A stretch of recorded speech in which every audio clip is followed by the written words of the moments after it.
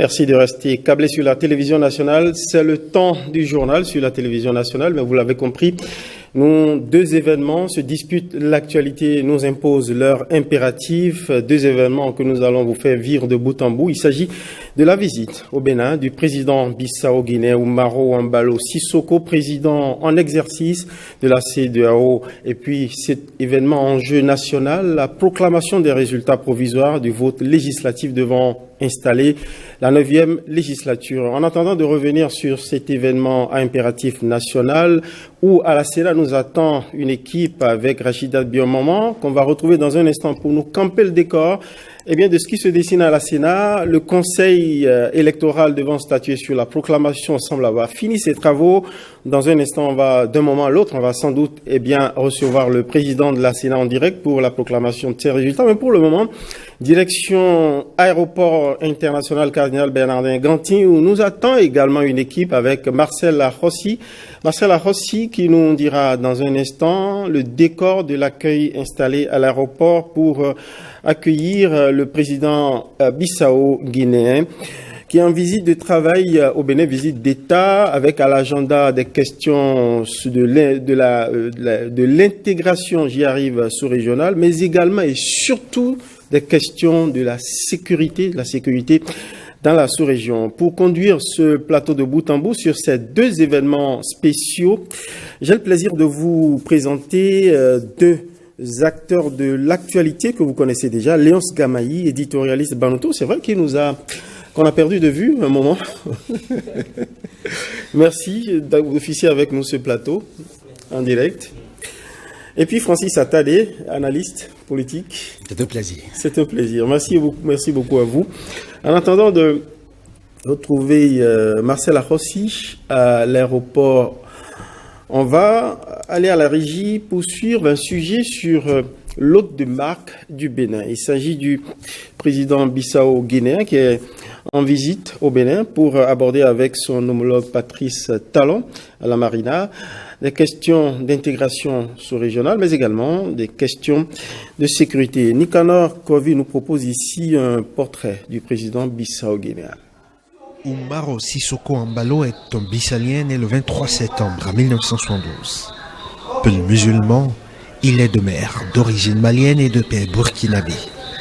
Titulaire d'une licence en relations internationales, Umaro Sissoko Embalo a fait ses études supérieures à l'Université technique de Lisbonne au Portugal, à l'Institut d'études internationales de Madrid et à l'Université Complutense de Madrid en Espagne, où il a obtenu un doctorat en relations internationales. Un temps général de brigade dans l'armée de réserve, Umaro Sissoko Embalo a été Premier ministre du président José Mario Vaz entre novembre 2016 et janvier 2018. Candidat à l'élection présidentielle de 2019, il est élu au deuxième tour face à Domingo Simões Pereira. Le 3 juillet 2022, il est élu président de la CEDEAO en remplacement du Ghanéen Nana Akufo-Addo en exercice depuis 2020. Voilà, c'est un bref portrait du chef d'État bissau-guinéen, président en exercice de la CEDEAO qui nous rend visite. La Guinée-Bissau qui est un petit pays limitrophe du Sénégal, un pays à économie essentiellement agricole. Est-ce qu'on peut brosser un pays avec lequel le Bénin n'a pas des relations très très poussées, mais il est ici dans le cadre de son mandat à la tête de la CEDEAO. Est-ce que vous pouvez, en attendant d'en savoir un peu plus sur l'agenda, d'ailleurs un point de presse va sanctionner l'entrevue que l'hôte de marque de Patrice Talon va avoir à la Marina dans un instant, on en saura un peu plus. Est-ce que vous avez une idée de la portée diplomatique de cette visite? Commençons par Francis Attalé. Je crois que Embalo Sissoko, c'est un président d'une dimension particulière parce que vous savez que s'est investi dans la médiation, dans la crise qui oppose la Russie à l'Ukraine. Et vous avez suivi le compte rendu qu'il a fait à Macron après avoir échangé pendant 3 heures d'horloge avec Poutine et après s'être rendu sur les lieux chez Zelensky. Je crois qu'il est revenu et il a fait un point. Et le point qu'il a fait permet de dire que c'est un homme de grande dimension parce qu'il a réflexion panafricaine. Et il veut qu'évidemment, en dépit du fait que nous sommes un pays pauvre, qu'on puisse respecter la dignité des chefs d'État africains. Donc il veut qu'on discute d'égal à égal avec Macron, avec les présidents européens, américains. Et puis je crois que ce qui me réjouit, c'est qu'il a trouvé les vraies raisons des crises qui menacent en fait l'Afrique. Il est parti de ce que les Occidentaux, en réglant un compte par exemple à la Libye, ont engendré une situation, notamment dans le Sahel, au Mali, au Niger, au Burkina. Donc c'est la situation de la Libye mal gérée qui a provoqué la situation que nous gérons maintenant et puis la poussée terroriste. Donc par conséquent, il se fait que l'Afrique n'a pas de voix. Or, il aurait bien aimé que l'Afrique ait la voix et que dorénavant, qu'on sache qu'au-delà des puissances organisées à l'échelle mondiale, il y a les BRICS désormais qui sont là et il y a des États qui s'annoncent pour aller vers les BRICS, notamment, je crois, l'Algérie, le Venezuela, et puis il est allé jusqu'à dire que la Guinée-Bissau pourrait aller vers les BRICS si, dans l'avenir, ils avaient du pétrole et du gaz. Bon, je crois que c'est un président panafricain et à la tête de l'État, de la communauté des États africains, notamment la CEDEAO, on peut espérer qu'il va donner encore un putsch, en fait, un putsch plus fort à la CEDEAO, puisqu'il succède en fait au président ghanéen. Et les défis sont connus, défis sécuritaires, parce que depuis la dégradation de la situation sécuritaire dans le Sahel, le djihadisme a progressé au point que les États côtiers sont menacés. Et l'initiative d'Accra, qui est une réponse, en fait, et qui devait accoucher, et qui accouche déjà, parce qu'il y a eu d'autres États qui sont intéressés, notamment le Royaume-Uni. Il y a eu l'UA qui a salué ça. Il y a la CEDEAO. Alors, vous savez que là, c'est une force, je crois, multinationale qui sera mise en place pour pouvoir contrer l'avancée djihadiste, notamment la lutte contre l'extrémisme violent, la lutte contre le terrorisme, la lutte contre la criminalité trans. On va revenir sur le plan d'intervention qui a été arrêté au dernier sommet de l'initiative d'Accra en novembre dernier, le sommet auquel a participé le chef d'État béninois, avec l'affirmation d'une tendance souverainiste à la gestion, à la maîtrise des questions sécuritaires dans la sous-région, avant même de tendre la main à des partenaires, même s'ils viennent se bousculer au portillon, parce qu'il y a derrière des enjeux migrationnistes qui veulent aussi contenir aux alentours de nos côtes pour éviter d'être envahis. Et là, on voit un président, un exercice de la CEDEAO qui a aussi un tempérament fort, qui, bien qu'il y ait des soucis quand même à l'intérieur de son pays, des soucis sécuritaires, c'est peut-être aussi l'une des raisons, et qui affiche aussi, il fait partie de cette tendance souverainiste parmi la communauté des chefs d'État africains, qui vient rendre visite à un Patrice Talon aussi souverainiste sur la question de la prise en charge financière et bien des questions sécuritaires. Quel est votre regard sur la portée diplomatique, le sens de cette visite? Léonce Gamaï. Pour moi, c'est deux choses. D'abord, du point de vue, je vais dire, pour la diplomatie béninoise, le président Patrice Talon qui reçoit le président en exercice de la CEDEAO, donc d'abord chef d'État de la Guinée, puis président en exercice de la Guinée-Bissau, président en exercice de la CEDEAO, et quelques mois après la visite du président Macron. Donc c'est comme si au niveau de l'État béninois, de la présidence du Bénin, du président Patrice Talon, c'est comme s'il y avait peut-être un peu, je vais dire, un changement d'option diplomatique quand on compare un peu à ce à quoi on a assisté pendant son premier mandat, où il n'y a vraiment pas eu trop de balais de chefs d'État étrangers au Bénin. Là, je pense pour son second mandat, on a déjà 3. Donc la deuxième visite aujourd'hui. Voilà, pour moi c'est la première chose, la première remarque. Et ensuite, vous l'avez souligné, le statut de l'homme qui vient, le discours de celui qui arrive, son discours par rapport à un certain nombre de questions, notamment la question sécuritaire, le souverainisme qu'il prône et tout le reste. Pour moi, c'est quoi?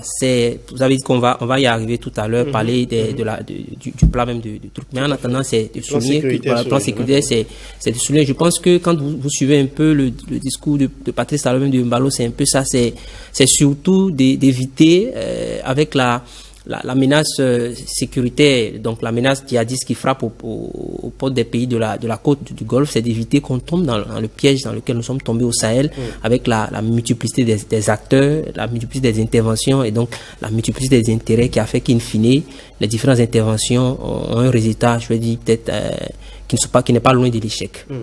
C'est pas par hasard que presque au début de son mandat à la tête de la CEDEAO, il vient donc voir Patrice Talon. Il y a comme une sorte de communauté de vues par rapport à la gestion des questions sécuritaires de la sous-région. On va y revenir en revisitant les dernières décisions intervenues au dernier sommet sur l'initiative d'Accra. On va peut-être rapidement voir à l'aéroport ce qui se dessine par rapport à l'arrivée au Bénin. C'est sans doute imminent, l'arrivée du président bissau-guinéen. On va joindre Marcel Arrossi à l'aéroport pour qu'il nous campe le décor du dispositif d'accueil en place à l'aéroport. Je tente de le joindre pour en savoir un peu plus. Bon, à nouveau, bonjour Marcel. Bonjour Osias. J'annonçais que le dispositif d'accueil est déjà installé. Est-ce que le ministre béninois des Affaires étrangères est au premier rang, à l'avant-poste de l'accueil? Qu'est-ce qui se dessine? Là, son arrivée ne devrait plus tarder. Je veux parler du ministre des Affaires étrangères et de la coopération, Aurélien Agbenonsi. Il est annoncé, mais il n'est pas encore arrivé parce que le vol aussi n'est pas encore arrivé. Monsieur Ambalo devrait atterrir également d'ici quelques minutes, mais rien encore. Il y a quand même le dispositif en place, les véhicules présidentiels qui sont positionnés, le véhicule qui doit l'amener de son jet pour le tapis rouge, tout est positionné, les gardes rapprochés du président de la République du Bénin, tout le monde y est. On attend la délégation du ministère des Affaires étrangères.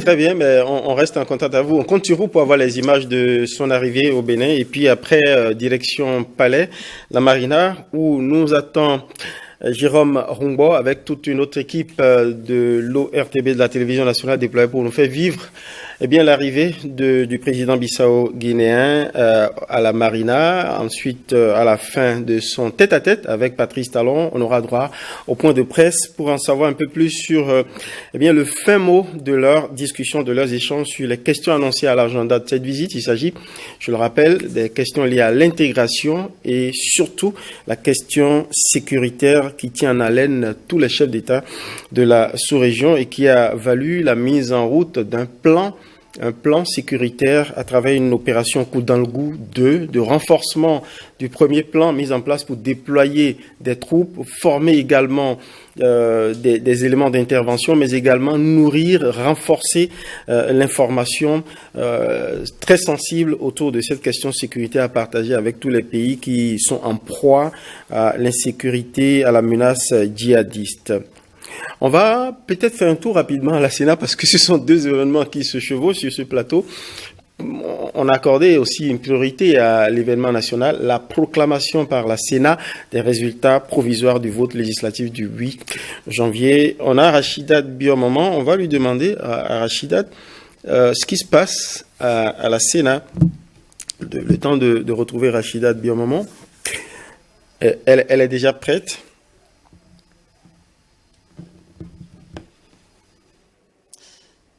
Merci Rachida, merci de nous dire ce qui s'annonce. J'avais indiqué aux téléspectateurs que le Conseil électoral, sous votre caution à la Sénat, a déjà tenu son assise, sa réunion, et donc on attend de manière imminente, sans doute, que le texte à présenter soit bien mis en forme pour que les Béninois aient droit à des questionnements qui se posent au bout du vote du 8 janvier. Qu'est-ce qui se passe? On aura droit tout à l'heure à cette annonce? Bien sûr. Alors, Osias Sounouvou, nous sommes tous ici à la Commission électorale nationale autonome dans l'attente, comme vous le savez si bien, de la décision finale. L'annonce des résultats provisoires du scrutin du 8 janvier est imminente. Comme vous le dites si bien, le Conseil électoral devant statuer sur ces résultats s'est tenu. Nous avons posé des questions, ça et là, mais je puis vous dire, Osias Sounouvou, que malgré toutes nos interrogations, nous n'avons pu avoir de réponse précise. Rien n'a donc fuité.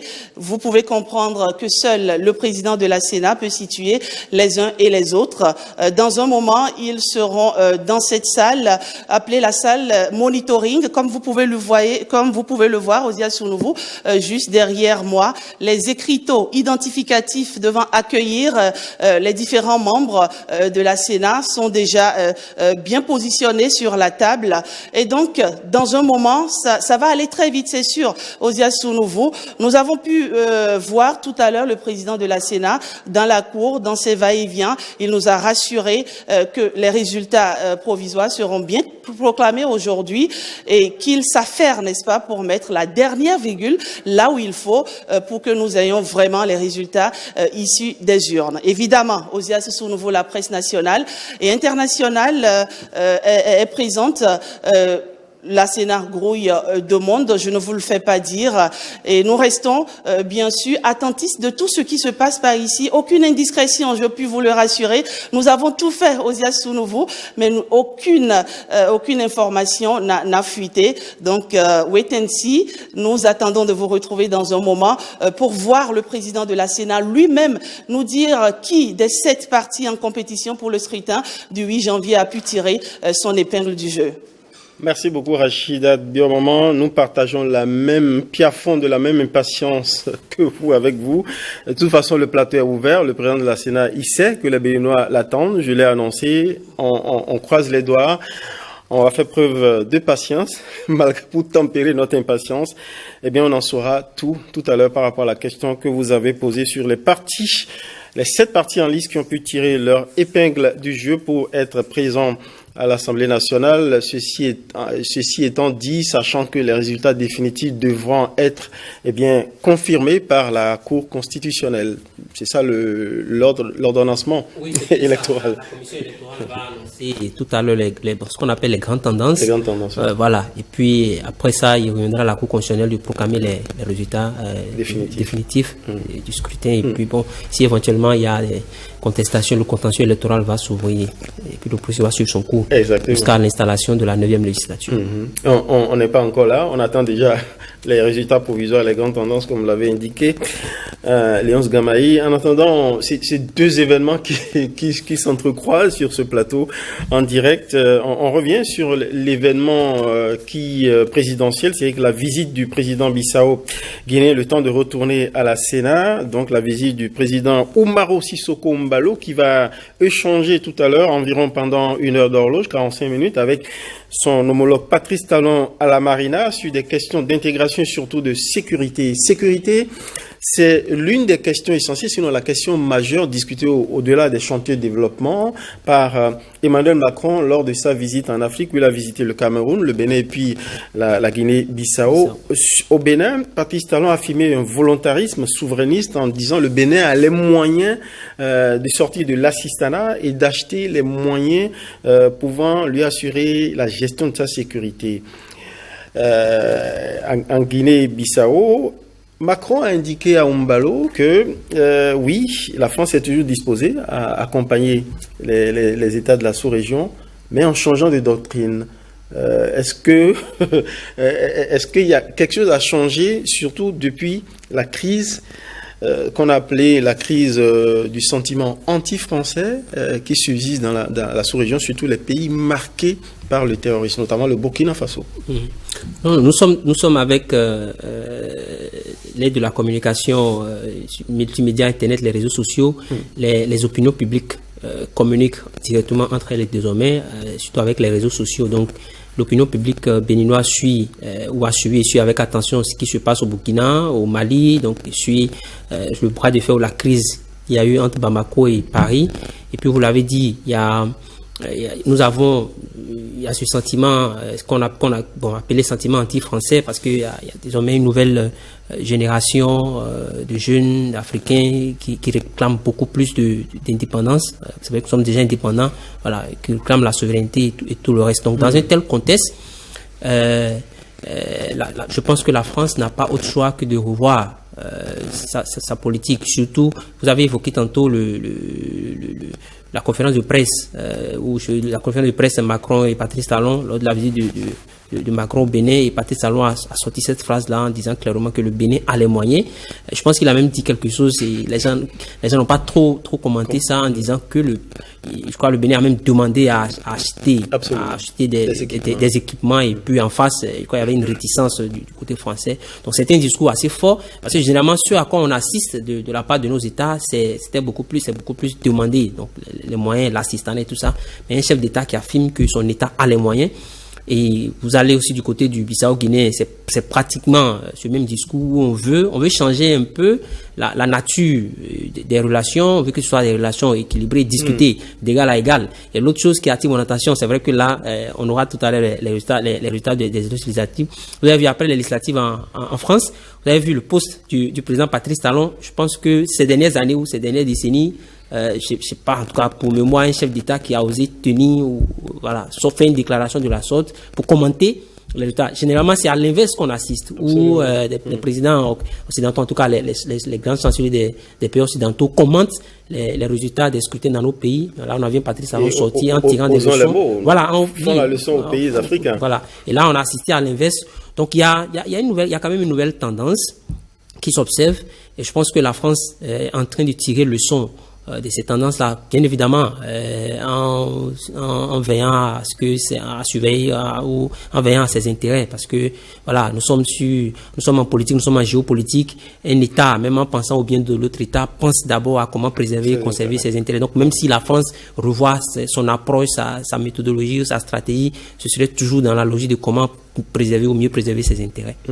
Alors, si vous permettez, je vous cite un petit extrait du discours de Macron face à Mbalo, quand il était, après le Bénin, quand il était en Guinée-Bissau, par rapport au changement de doctrine de l'assistance militaire de la France aux pays africains. Il indique justement que, la France va changer sa doctrine et les modalités pour, d'une part, venir en soutien aux armées, formation, équipement et accompagnement, mais pas en substitution, en quelque sorte, à ces armées-là. La France a-t-elle saisi ce mouvement d'affirmation souverainiste sans vouloir forcément se retirer? Le réalisme oblige. Non, il n'y a que, en fait, la France a tiré le leçon de son intervention militaire dans le Sahel, notamment au Mali. Je crois qu'après 8 ou 9 années d'intervention, le bilan est là. Vous savez que la France a payé une dette de sang. Il y a pas eu 53 soldats français qui sont décédés. La France, vous savez que la facture journalière, ça fait le milliard. Et puis il y a les destructions de matériel. Donc la France a fait les frais. Et je crois qu'en écoutant les autorités maliennes, c'est que la France n'a pas pu présenter un bilan. Premier constat. Alors, dans ces conditions, il faut qu'on change les rapports paternalistes. Je crois que tout ce qui gêne les Africains, c'est que dorénavant que la France sache que les Africains ont quand même une dignité, une personnalité, et que nous puissions discuter d'égal à égal. Et Mbalo, le président bissau-guinéen, a eu le mérite de le dire à Macron, que si aujourd'hui ils sont des frères et sont des amis, c'est parce qu'ils parlent d'égal à égal, et il a le plaisir à lui parler. Et pour faire en fait le pont avec ce que Poutine lui a dit, puis Poutine lui a dit de donner une grosse, accolade à son frère Macron. Parce qu'il sait qu'Mbalo, c'est un grand médiateur. Il s'est écouté et il s'est posé les actes. Et c'est un homme épris de paix.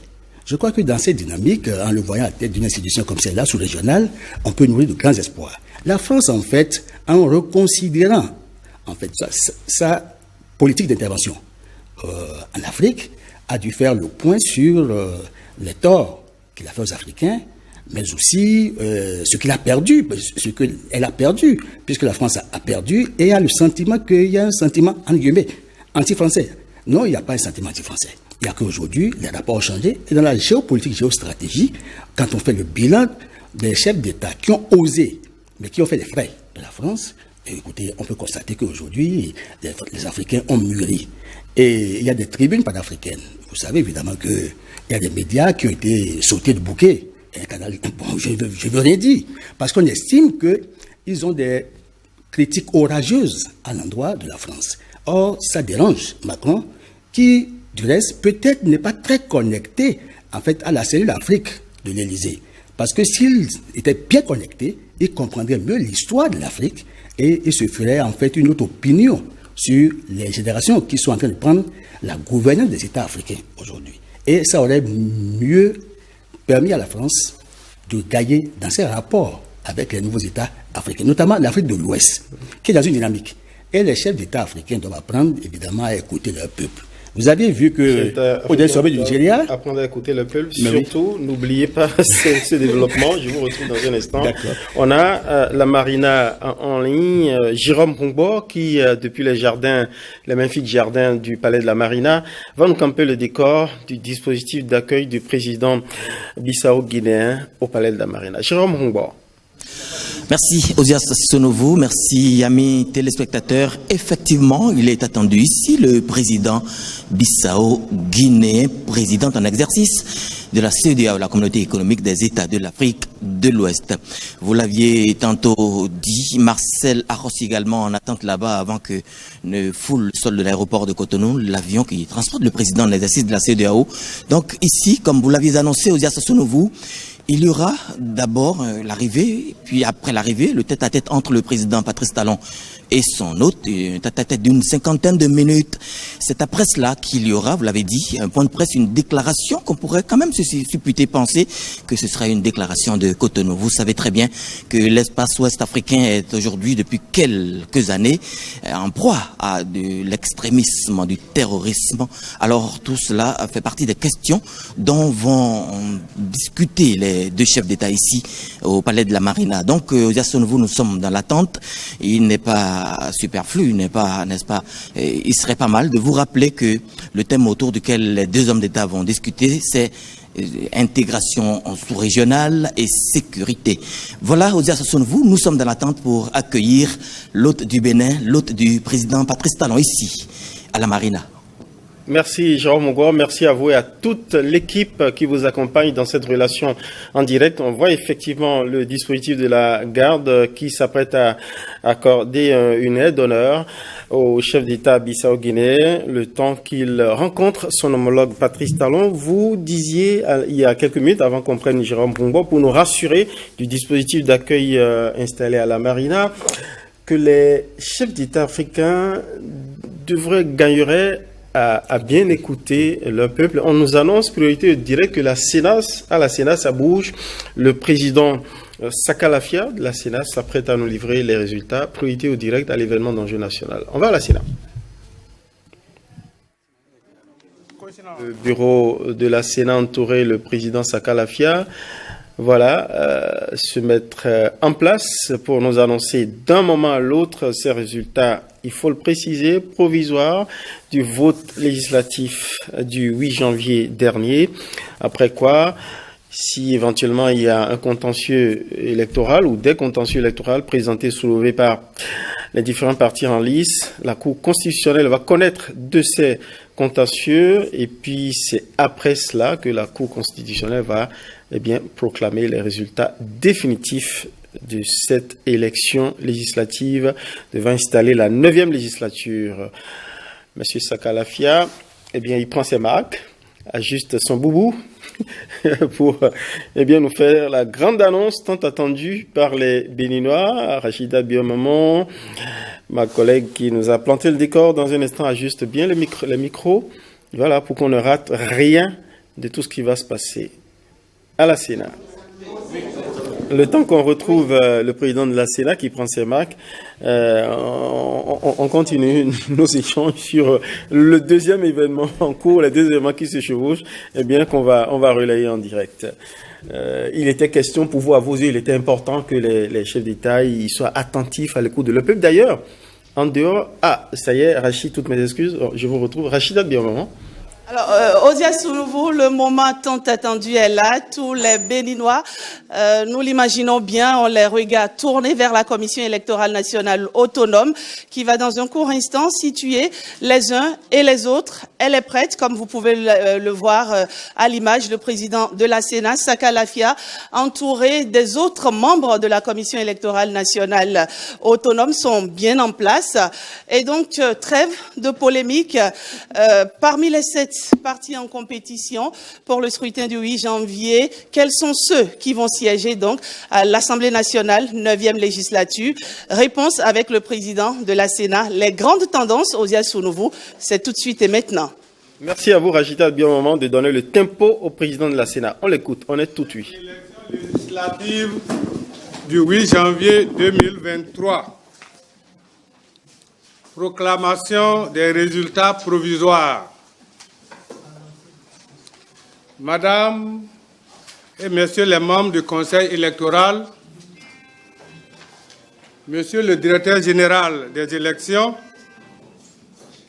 Mesdames et Messieurs les représentants des partis politiques, Mesdames et Messieurs les représentantes et représentants des organisations de la société civile, Mesdames et Messieurs les journalistes, béninoises et béninois, chers compatriotes, Mesdames et Messieurs,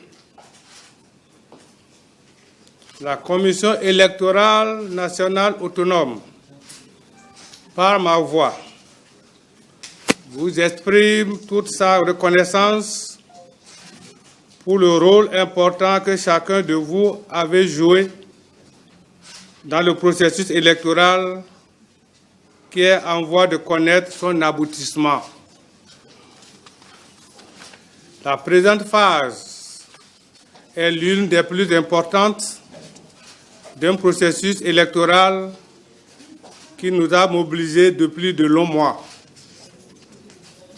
En effet, depuis que, par décision DCC 22-065 du 24 février 2022, la Cour constitutionnelle, interprétant la Constitution, a prescrit au corps électoral la date du 8 janvier 2023 aux fins de renouveler pour la 9e fois de son histoire les membres de l'Assemblée nationale du Bénin, la Sénat, avec toutes les autres parties prenantes, s'est résolument mise à l'œuvre jusqu'à ce jour. Comme chacun a pu le constater, dans les 17 749 postes de vote, ce scrutin s'est convenablement bien tenu. Avant d'aller à ce qui est impatiemment attendu, je me permets de saluer l'ensemble de nos compatriotes et les électeurs en particulier pour le remarquable esprit de civisme et de discipline dont ils ont fait preuve tout au long de la journée électorale. Pour l'essentiel, à l'issue du dépouillement des votes dans les différents postes de vote et la compilation des résultats au niveau des arrondissements, des circonscriptions électorales et au niveau national, nous sommes en mesure de proclamer ce jour, 11 janvier 2023, les résultats provisoires du scrutin qui se présentent comme suit.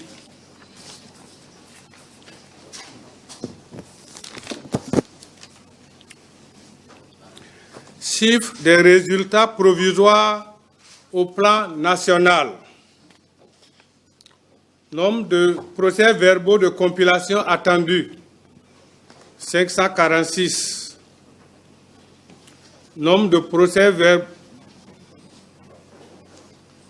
de compilation reçus, 546.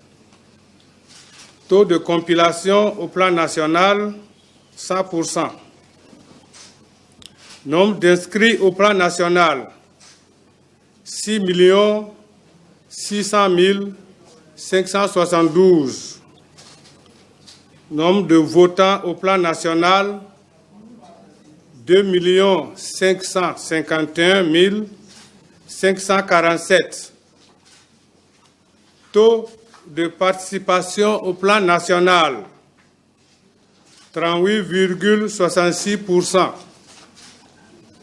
Bulletins nuls au plan national, 78 106. Suffrages valablement exprimés au plan national, 2 473 441.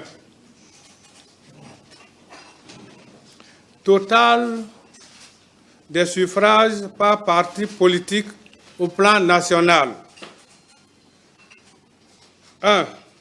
Mouel Bénin, 56 507 voix, soit 2,28%. FCBE, 109 805 voix, soit un pourcentage de 4,44. Les démocrates, LD, suffrage obtenu 598 490, soit un taux de 24,2%. UP4, UP le renouveau, suffrage obtenu 928 947 voix, soit un taux de 37,56%. 5. UDBN, nombre de suffrages obtenus 26 415, soit un pourcentage de 1,07%. 6. MPL, suffrages obtenus 31 641 voix, soit un pourcentage de 1,28%. Bloc républicain, BR, suffrage obtenu 721 636, soit un taux de 29,17%. En nous conformant à la règle légale de 10%, comme vous l'avez constaté, 3 partis vont prendre part à la distribution des sièges. Ces partis sont les démocrates avec 24,2%, UP le renouveau avec 37,56% et le bloc républicain avec 29,17%.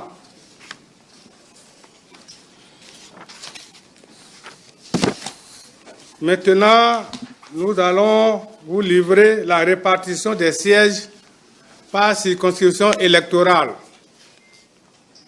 À la première circonscription électorale, qui comprend les communes de Kandi, Malanville et Karimama, le nombre total de sièges à pourvoir est de 4.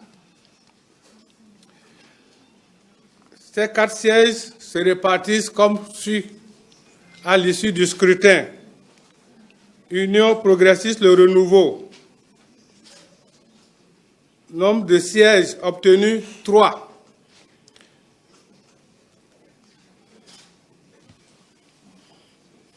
Premier siège. 1. Amadou Jibril Labiou. 2. Pour Union progressiste Le Renouveau, Issa Salifou. Et 3. Au titre de siège réservé aux femmes, Sabi Mohamed Jamilatou. Le deuxième parti à avoir le siège, c'est le bloc républicain. Un siège. Bako Arifari Nassirou. Deuxième circonscription électorale. Commune de Gogounou, Banikwara et Segbana. Nombre de sièges à pourvoir 4. Répartition des sièges. Les démocrates, un siège. Selon Boké Soumaïla. Union progressiste, Le Renouveau. 2 sièges. Sina Unegi Biogounou Idrissou. Et au titre de siège réservé aux femmes, Sabi Goro Baké. Troisième parti, bloc républicain. Un siège. Sabiyo Sani Innocent. Troisième circonscription électorale. Commune de Bukumbe, Kobli, Materi, Tangueta. Nombre de sièges à pouvoir 4. Premier parti, Union progressiste, le renouveau. Nombre de sièges obtenus 1. Le nom de l'élu, c'est Nouemou Kouneme Domitien. Bloc républicain, 3 sièges. 1. Kassa Daouga Barthélemy. Deuxième siège, Umpo Ntia Théophile. Et au titre de siège réservé aux femmes, Chanati Fieto Jeanne. 4e circonscription électorale, Kéru, Kwande, Natitengu, Wassa Peoko, Tukuntuna. Nombre de sièges à pouvoir 5. Répartition des sièges. Les démocrates, 3 sièges. Les élus, Wassangari Biosika Abdel Kamel. Deuxième siège, Sabi Karim Al-Hassan. Troisième siège, au titre de siège réservé aux femmes, Kora Zenabou. Deuxième partie, Union progressiste, 1 siège, Yampabou Bounja Jacques. 5e siège, Bloc républicain, 1 siège, Gounousalifou Abdoulaye. 5e circonscription électorale, commune de Alada, Pamassé, Ouida, Tofo, Toribosito. Nombre de sièges à pourvoir 6. Répartition des sièges. Les démocrates, 1 siège obtenu. Le candidat, l'élu, Oundete Eric Louis Camille. Union progressiste. Nombre de sièges obtenus 4. Jéhugo Maxime Didier Paulin. Deuxième siège, Vijanani Kossi Barthélemy Melon. Troisième siège, Amoussou Sossou Bernard. Et 4e siège, au titre du siège réservé aux femmes, Meou Afiavi Solange. 3e partie, Bloc républicain. Nombre de sièges obtenus 1. Wimbo Kofi Bernard. 6e circonscription électorale. Abome Kalavi, Soava, Zé. Nombre de sièges à pourvoir 8. Le parti Les Démocrates, 2 sièges. 1. Olosoumaï Hélène. 2. Munga Midofin Antonin. Deuxième partie, Union progressiste Le Renouveau. Nombre de sièges 5.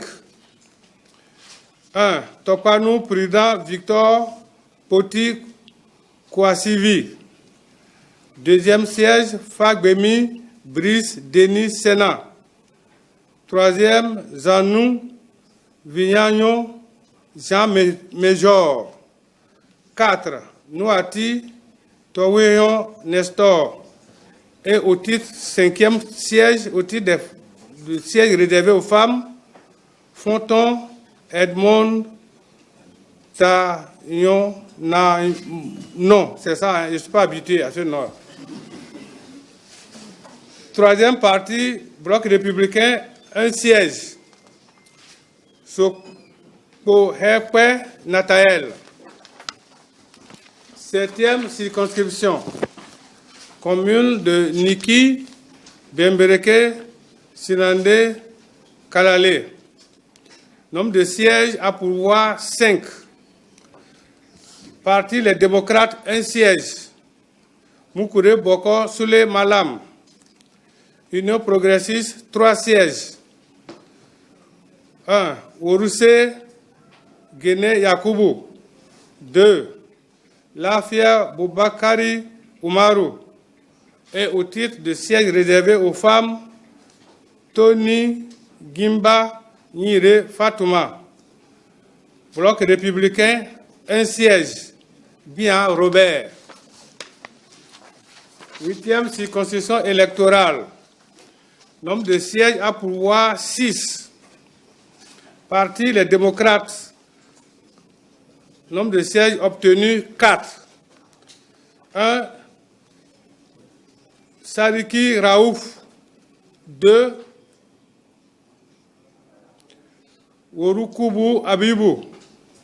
3. Isiaka Aruna. Et au titre de siège réservé aux femmes, Orutama Viviane. UP Le Renouveau. Nombre de sièges obtenus 1. Srokou Sabir Abel. Parti Le Républicain. Nombre de sièges obtenus 1 siège. Seydou Adambi Samou. 9e circonscription électorale. Banter, Dassazoumé, Savalou. Nombre de sièges à pourvoir 4.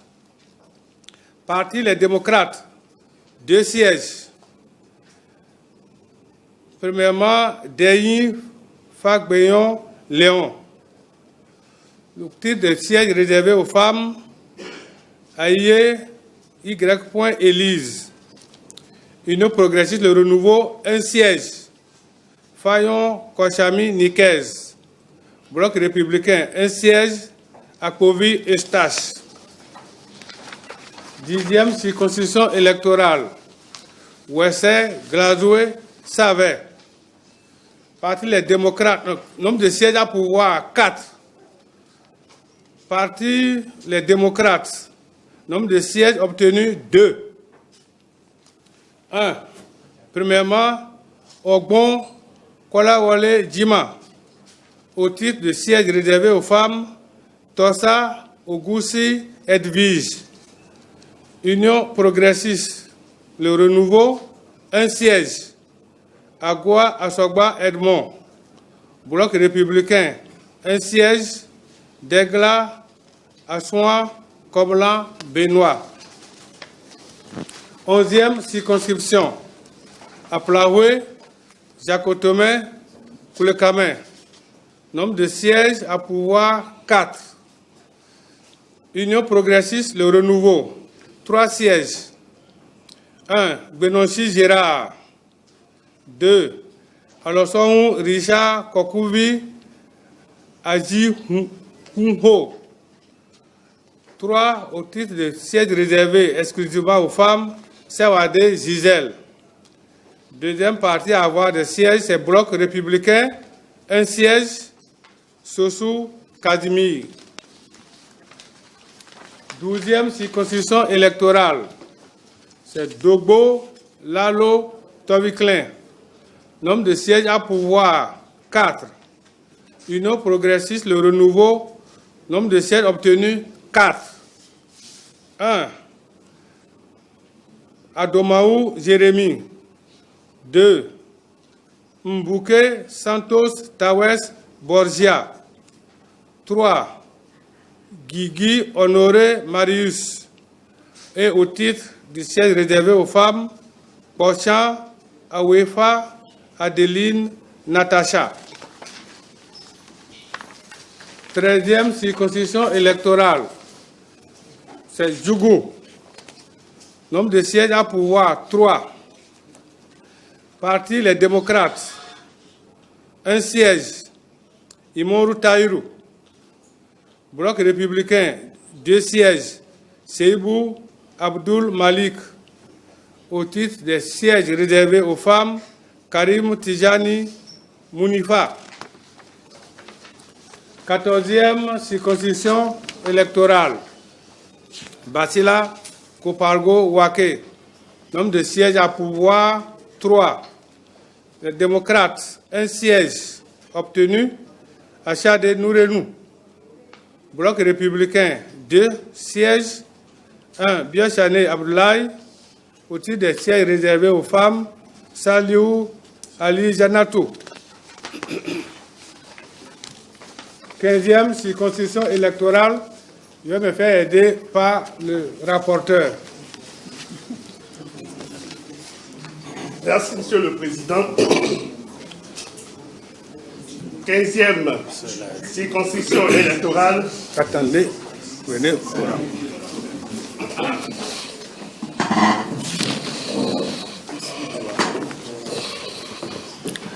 15e circonscription électorale regroupant du 1er au 6e arrondissement de Cotonou, siège à pourvoir 4, partis attributaires, les démocrates élus, nombre de sièges 3, élus, Torego Liansou, Adechokan Gafari, Roumenou Denise Maounion au titre du siège réservé aux femmes. Union progressiste Le Renouveau. Un siège. Kogbevi Delonis Jimeko.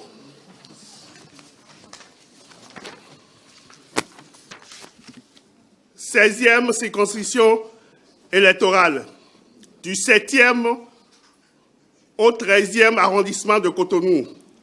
Nombre de sièges à pourvoir, 5. Les démocrates, 3. Godonou Joël Timothée Senou. Naoum Constant. Adjovi Chantal au titre du siège réservé aux femmes.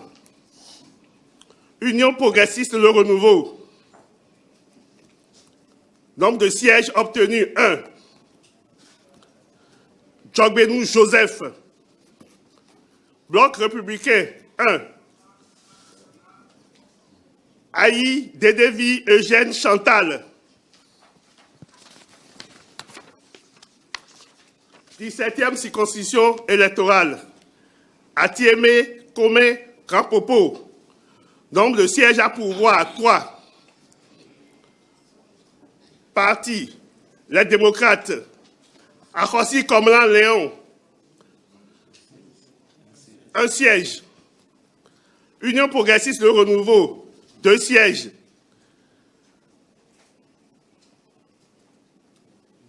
Koumak BFD, Doji Kokou Réginal. Dadeyon Alice Melevi, au titre des femmes. 18e circonscription électorale, Bopa Lokosa Khoyogbe. Nombre de sièges à pourvoir, 4. Parti, Union progressiste Le Renouveau. Nombre de sièges, 2.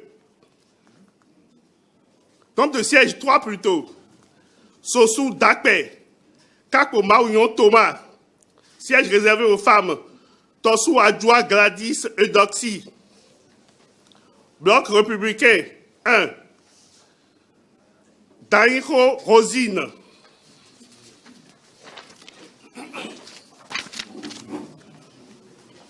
Merci, j'ai repris le souffle. 19e circonscription électorale, commune de Adjara, Agégué, Porto Novo, Sebepoji.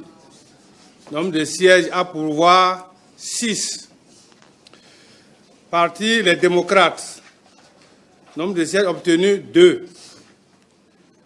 1. Sojinou Michel François Ouloutoye. 2. Raji Abdou Hakim. Parti Union progressiste Le Renouveau. Nombre de sièges obtenus, 3. 1. Apiti Sédojan Jean-Claude Clovis. 2. Honfort Charlemagne. 3. Au titre du siège réservé aux femmes, Awemenou Cécile Segbeyon.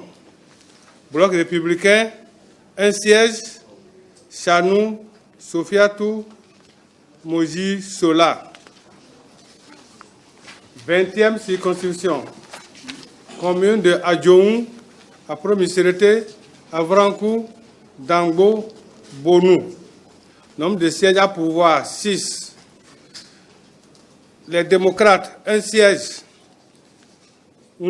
Nsou Nounagnon Célestin. Union progressiste Le Renouveau, 4 sièges. Agodjete Moussa Justin, 2. Amamboy Bla, Sedogbo Augustin, 3. Mouensa Godonou David, et 4 sièges réservés uniquement aux femmes, Degbeji Maoutin Denise. Bloc républicain, 1 siège. Kouanou Nyonofin Mathias. 21e circonscription. Ajawere Ifaïn Sakete. Nombre de sièges à pourvoir 4. Union progressiste Le Renouveau, 3 sièges. 1. Vlavonou Béounou Louis. 2. Abiose Abdou Razak Ola Landou. Au titre de sièges réservés aux femmes, Akitobi Olga Adedoni Olo Rémi. Bloc républicain, 1 siège, Karimou Saliman. 21e circonscription. Ketou Pobé. Nombre de sièges à pouvoir 3. Une 22e, 22e, Ketou Pobé. Et nombre de sièges à pouvoir 3. Union progressiste Le Renouveau, nombre de sièges obtenus 1. Abimbola Babalola Jean-Michel Hervé. Bloc républicain, nombre de sièges 2. Kousonda Ajibade Moukaram. Et au titre de siège réservé aux femmes, Ajaï Titilayo. 23e circonscription électorale. Abomé, Agbaïnzou, Boykon, Djidja. Nombre de sièges à pouvoir 5. Union progressiste, 3 sièges. 1. Béazin, Yena, Po, Hami, Edouard. 2. Lukosu Léopold, au titre de siège réservé aux femmes. Kouana Eugénie Akwavi. Bloc républicain, 2 sièges. Gregbeto Denis. 2. Gansé Kojo Arma. 24e circonscription électorale. Kove, Wenyi, Zayanado, Zakota, Zogodome. Nombre de sièges à pouvoir 5. UP, Union progressiste Le Renouveau, nombre de sièges 3. 1. Ake Natonde. 2. Saveto Laza Maurice. 3. Au titre de siège réservé aux femmes, Aïe Koele, Agoy, Rogasienne. Bloc républicain, 2 sièges, Romain Hervé Yves Martin et 2, Agon Bonon Dossa Lambert. C'est la fin. Récapitulatif. Les démocrates, 28 sièges. UP Le Renouveau, 53 sièges. Bloc républicain, 28 sièges. Total, 109 sièges. Je vous remercie. Fait à Cotonou le 11 janvier 2023.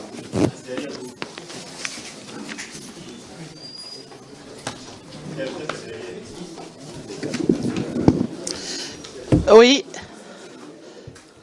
Voilà, retour sur la proclamation de ces résultats. On va... Karamat, oui, Osias Sounouveau, la Sénat a parlé. Vous venez d'entendre donc les résultats issus des urnes du scrutin du 8 janvier 2023. Eh bien, on le comprend aisément, l'UPR confirme sa position de leader, premier parti politique au Bénin, suivi évidemment du bloc républicain. Au regard des résultats provisoires donnés par la Sénat, on retiendra que l'UDBN tient la lanterne rouge pour le compte de ces élections législatives. Eh bien, les regards sont désormais tournés vers la Cour constitutionnelle qui, elle, seule donnera les résultats définitifs.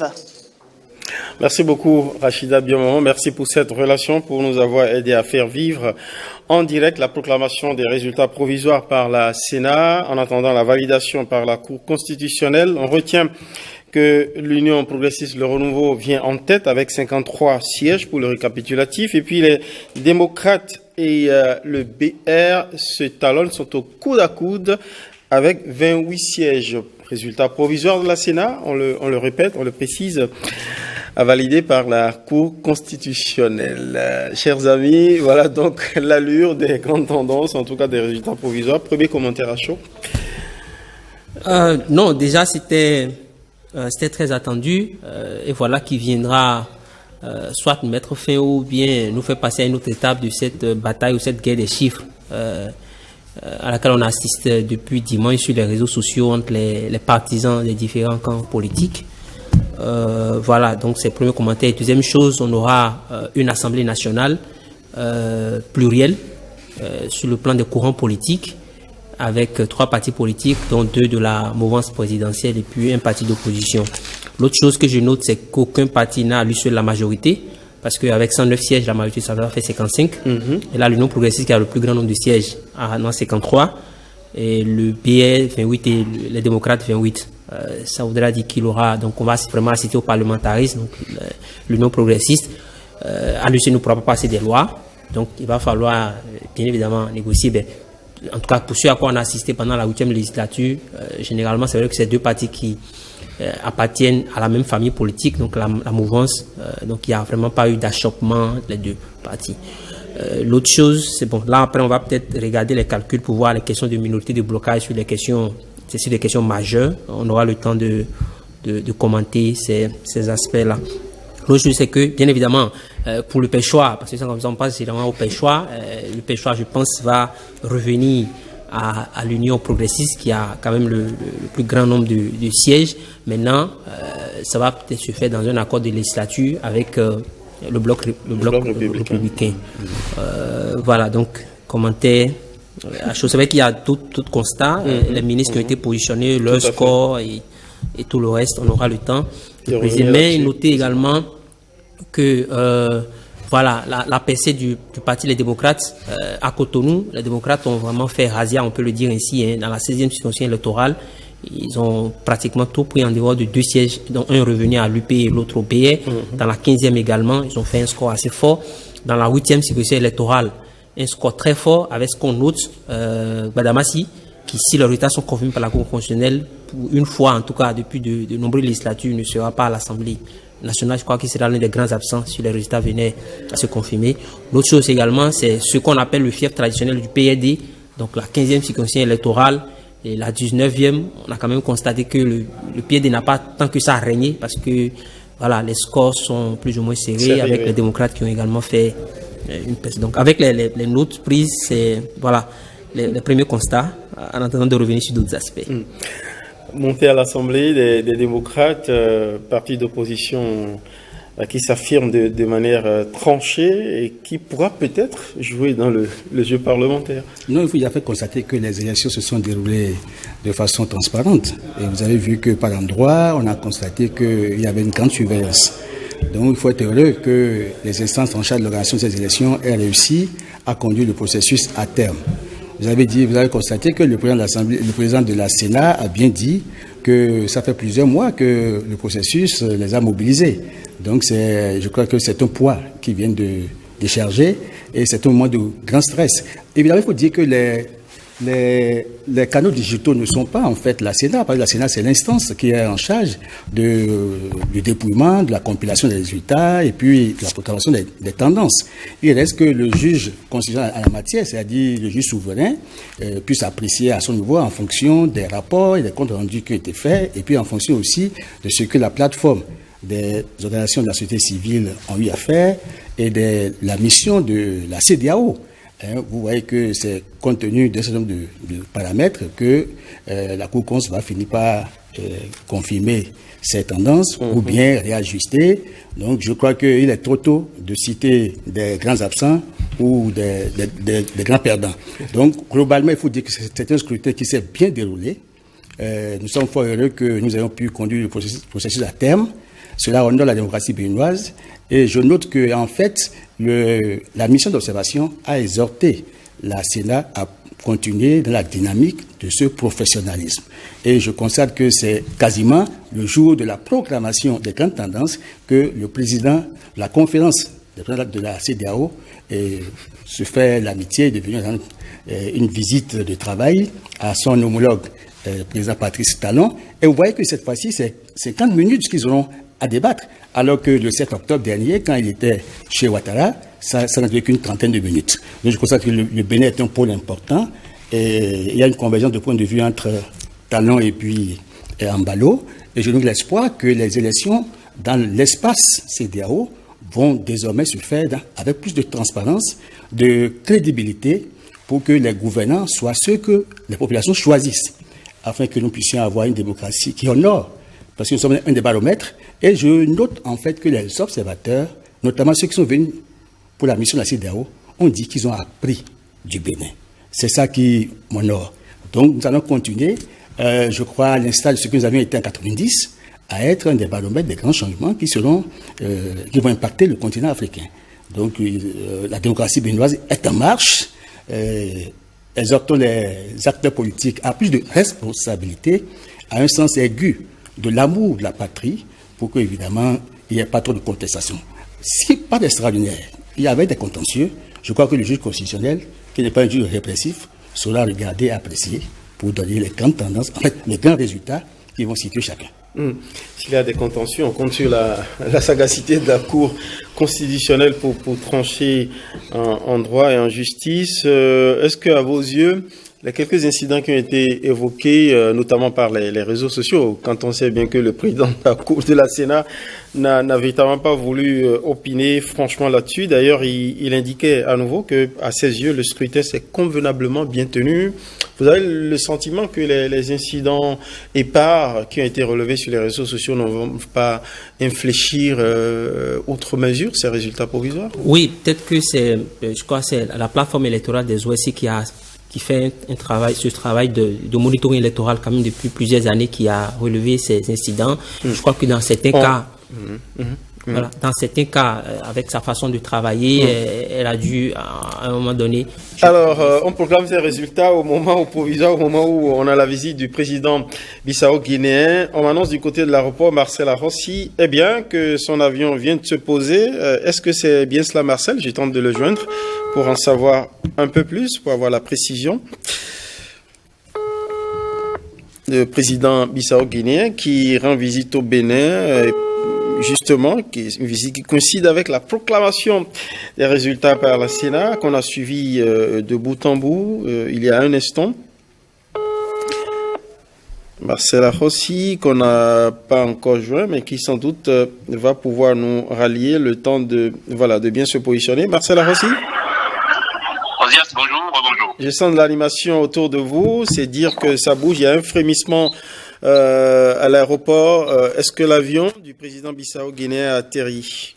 Tout à fait, l'avion vient exactement d'atterrir sur le sol béninois. Le politologue cinquantenaire, oui, il va donc rejoindre d'ici là son homologue béninois, le ministre des Affaires étrangères et de la coopération, en compagnie bien sûr du directeur du protocole d'État, va l'accueillir ici sur le tarmac pour le conduire vers le véhicule qui est réservé pour son transport vers la présidence. Merci beaucoup à vous, Marcel Arrossi. Merci à toute l'équipe qui vous accompagne. Merci de nous avoir confirmé ainsi l'arrivée effective du président bissau-guinéen qui va s'entretenir avec Patrice Talon à la Marina dans quelques petites minutes, où il sera reçu sur des sujets d'intégration régionale, mais également sur un sujet majeur, celui de la sécurité de la sous-région en proie à la menace djihadiste, aux attaques djihadistes. On va retrouver dans un instant Jérôme Humbo à la Marina qui est campé justement. Jérôme Humbo est à l'image. Jérôme Humbo, on nous annonce l'atterrissage Marcela Rossi au Bénin du président Bissau-Guinéen. Tout se met en place du côté de la Marina. Tout à fait. Le président Bissau-Guinée a atterri à l'aéroport de Cotonou déjà, et dans les minutes à suivre, nous allons l'accueillir ici à la Marina, le président en exercice de la CEDEAO, Communauté économique des États de l'Afrique de l'Ouest. Il faut vous dire que tout est déjà en place ici. L'hôte va être accueilli ici par le président Patrice Talon. Donc, c'est pour vous dire, amis téléspectateurs, aux Associations Nouveau, que tout est peaufiné ici, tout est fait prêt. Donc le chef de l'État attend son hôte ici pour parler avec lui, discuter des questions d'intégration sous-régionale et de sécurité à un moment où les pays du Sahel sont en proie à l'extrémisme violent et au djihadisme. Donc voilà globalement ce que je peux dire pour le moment. Il faut aussi signaler à toutes et à tous, à toutes fins utiles, que la CEDEAO est créée le 28 mai 1975 et compte aujourd'hui 5,12 millions de kilomètres carrés comme superficie. Alors en termes de population, ça fait plus de 400 millions d'habitants de la CEDEAO. Aujourd'hui, lorsque le Bénin, depuis l'arrivée au pouvoir du président Patrice Talon, le Bénin a acquis la palme de la libre circulation des personnes et des biens, il y a aussi qu'il faut que les chefs d'État, dans une synergie d'action, concourent à asseoir des moyens de base solides pour contrer l'extrémisme violent qui certainement s'infiltre dans les populations à travers cette libre circulation des personnes et des biens. Le Bénin est salué dans toute la région ouest africaine, dans toute l'Afrique également, au point où on vient à l'école du Bénin. Qu'est-ce que le président Patrice Talon a pu faire pour faire du Bénin, au Bénin, la libre circulation des personnes et des biens, une réalité? Donc aujourd'hui, la question sera tout simplement abordée parlant défense-sécurité entre les deux chefs d'État, Umaro Sissoko avec le président Patrice Talon, et au terme de leur tête-à-tête, il y aura une déclaration ou un point de presse, ça dépend de comment vous auriez aimé que nous l'appelions. Tout simplement, il y aura une déclaration de Cotonou, ici, au Palais de la Marina, pour mettre un point, pour dire un peu les bases sur lesquelles la discussion entre les deux chefs d'État vont désormais se comprendre aux Associations Nouveau. Merci beaucoup à vous. Merci Jérôme Humbo. On vous retrouve dans un instant dès que la délégation accompagnant le président bissau-guinéen va faire son entrée au Palais de la Marina. Merci beaucoup, on vous retrouve dans un instant. Merci. On commentait justement l'agenda, les questions inscrites à l'agenda de cette visite d'État du président bissau-guinéen, président en exercice de la CEDEAO. Au fronton de ces questions, de ce menu, la question sécuritaire. On va y revenir, mais faisons une transition rapidement vers la question des chantiers régionaux, où il est important, il a été articulé l'importance pour les États justement de faire d'un peu plus de présence de l'État au niveau de tous les compartiments de leur pays, pour que les djihadistes ne profitent pas des questions de misère, d'absence de l'État pour progresser et recruter justement au sein des populations fragiles. Au-delà des questions de défense et de sécurité, les questions de développement sont aussi éminemment importantes. Oui, mais vous abordez un concept aussi polysémique que multidimensionnel, en fait, la question du développement. Et cette question doit être mieux cernée, mieux internalisée par les gouvernants, parce que l'enjeu du développement... Surtout au niveau des frontières. Mais oui, si, mais au-delà... Les djihadistes recrutent... Mais vous savez en fait que voilà. L'extrémisme violent est lié en fait à la qualité de la gouvernance. Donc c'est en améliorant la qualité de la gouvernance qu'on peut réussir à réduire la plaque en fait de la pauvreté, la marge de la pauvreté, et empêcher que les citoyens ne se fassent enrôler aussi facilement par les groupes terroristes, qui sont en fait des groupes armés qui investissent les pays et qui occupent des territoires, parce que vous savez qu'au Burkina, ils ont occupé près de 40% du territoire. Donc, ça provoque de l'indignation. Et c'est ça en fait qui a peut-être inspiré au chef d'État béninois, à l'occasion de l'initiative d'Accra, que désormais nous puissions compter sur nos propres moyens pour pouvoir contrer l'avancée de ces hors-la-loi, en fait, de ceux qui viennent perturber la quiétude, évidemment, de nos citoyens. Et en perturbant la quiétude, forcément, ils impactent négativement la mise en œuvre des grands chantiers qui sont en cours. Vous avez été heureux que le Bénin ait pu se doter de moyens dédiés à la lutte et le Bénin ait pu embrigader au moins l'avancée terroriste pour que nous puissions avoir des élections apaisées, pacifiques. Parce que j'avais des doutes qu'au niveau du Haut-Nord, que nous ayons des difficultés à permettre aux citoyens d'aller accomplir leur vote. Or, je constate que tout s'est bien passé. Il faut avouer évidemment que je dis que la qualité en fait du développement, la qualité des choix que nous faisons, la qualité des gouvernants conditionne en fait la sécurité. La sécurité est un intrant important du développement. Et cette sécurité, c'est lié en fait aux grands choix, aux choix ambitieux, mais aussi choix pertinents des politiques publiques. Donc si les gouvernants africains arrivent non seulement à créer de la sécurité autour des frontières, à avoir des politiques efficientes de développement, de sorte que, en fait, les fruits de la croissance soient bien répartis, ça permettrait aux citoyens de se sentir intéressés par la gouvernance, mais aussi, chacun va recevoir un bien-être, d'abord individuel, puis collectif, et l'État sera à l'abri, en fait, des violences, des tourments. Bon, d'une part. D'autre part, il n'y a que, vous savez, qu'au dernier sommet, à l'occasion du 72e sommet qui s'est tenu le 4 décembre à Abuja, on a, entre autres mesures, à part la force régionale qui sera mise en place pour contrer l'avancée terroriste, il y a que, il faut combattre les coups d'État. Parce que depuis un moment, on a vu que la sous-région est victime de coups d'État. Alors, c'est une réjouissance de ces coups d'État qui permettent aux militaires de venir encore dans l'espace politique, ce qui n'augure pas de bonnes perspectives. C'est un peu comme si l'Afrique a reculé encore de plusieurs années. Or, les coups d'État sont de la confiscation en fait, de l'appareil d'État en violation des textes constitutionnels. Vous savez qu'entre autres missions reçues par Embalo, lors de la passation de service, il devait faire en sorte qu'au Mali, on puisse revenir à la légalité constitutionnelle. C'est pourquoi on a revu en fait le délai imparti pour la durée politique en fait de la transition, que ce soit au Mali, au Burkina, en Guinée, de sorte que ce soit raisonnable. Ça ne dépasse pas en fait 24 mois. Or, la plupart ont voulu se tailler 36 mois, d'autres en ont voulu élargir jusqu'à 5 ans. On va faire réagir Léonce Gamaï sur la relation, la corrélation entre l'instabilité politique dans nos États et puis la progression de la menace djihadiste. En fait, des États mal gouvernés, des populations fragilisées, y compris par la pauvreté, c'est une prime donnée en fait aux terroristes pour avancer. Bien évidemment. Et quand vous d'abord, je pense qu'il y a un travail qu'il faudra faire pour essayer de comprendre je vais dire le type d'extrémisme auquel nous sommes confrontés.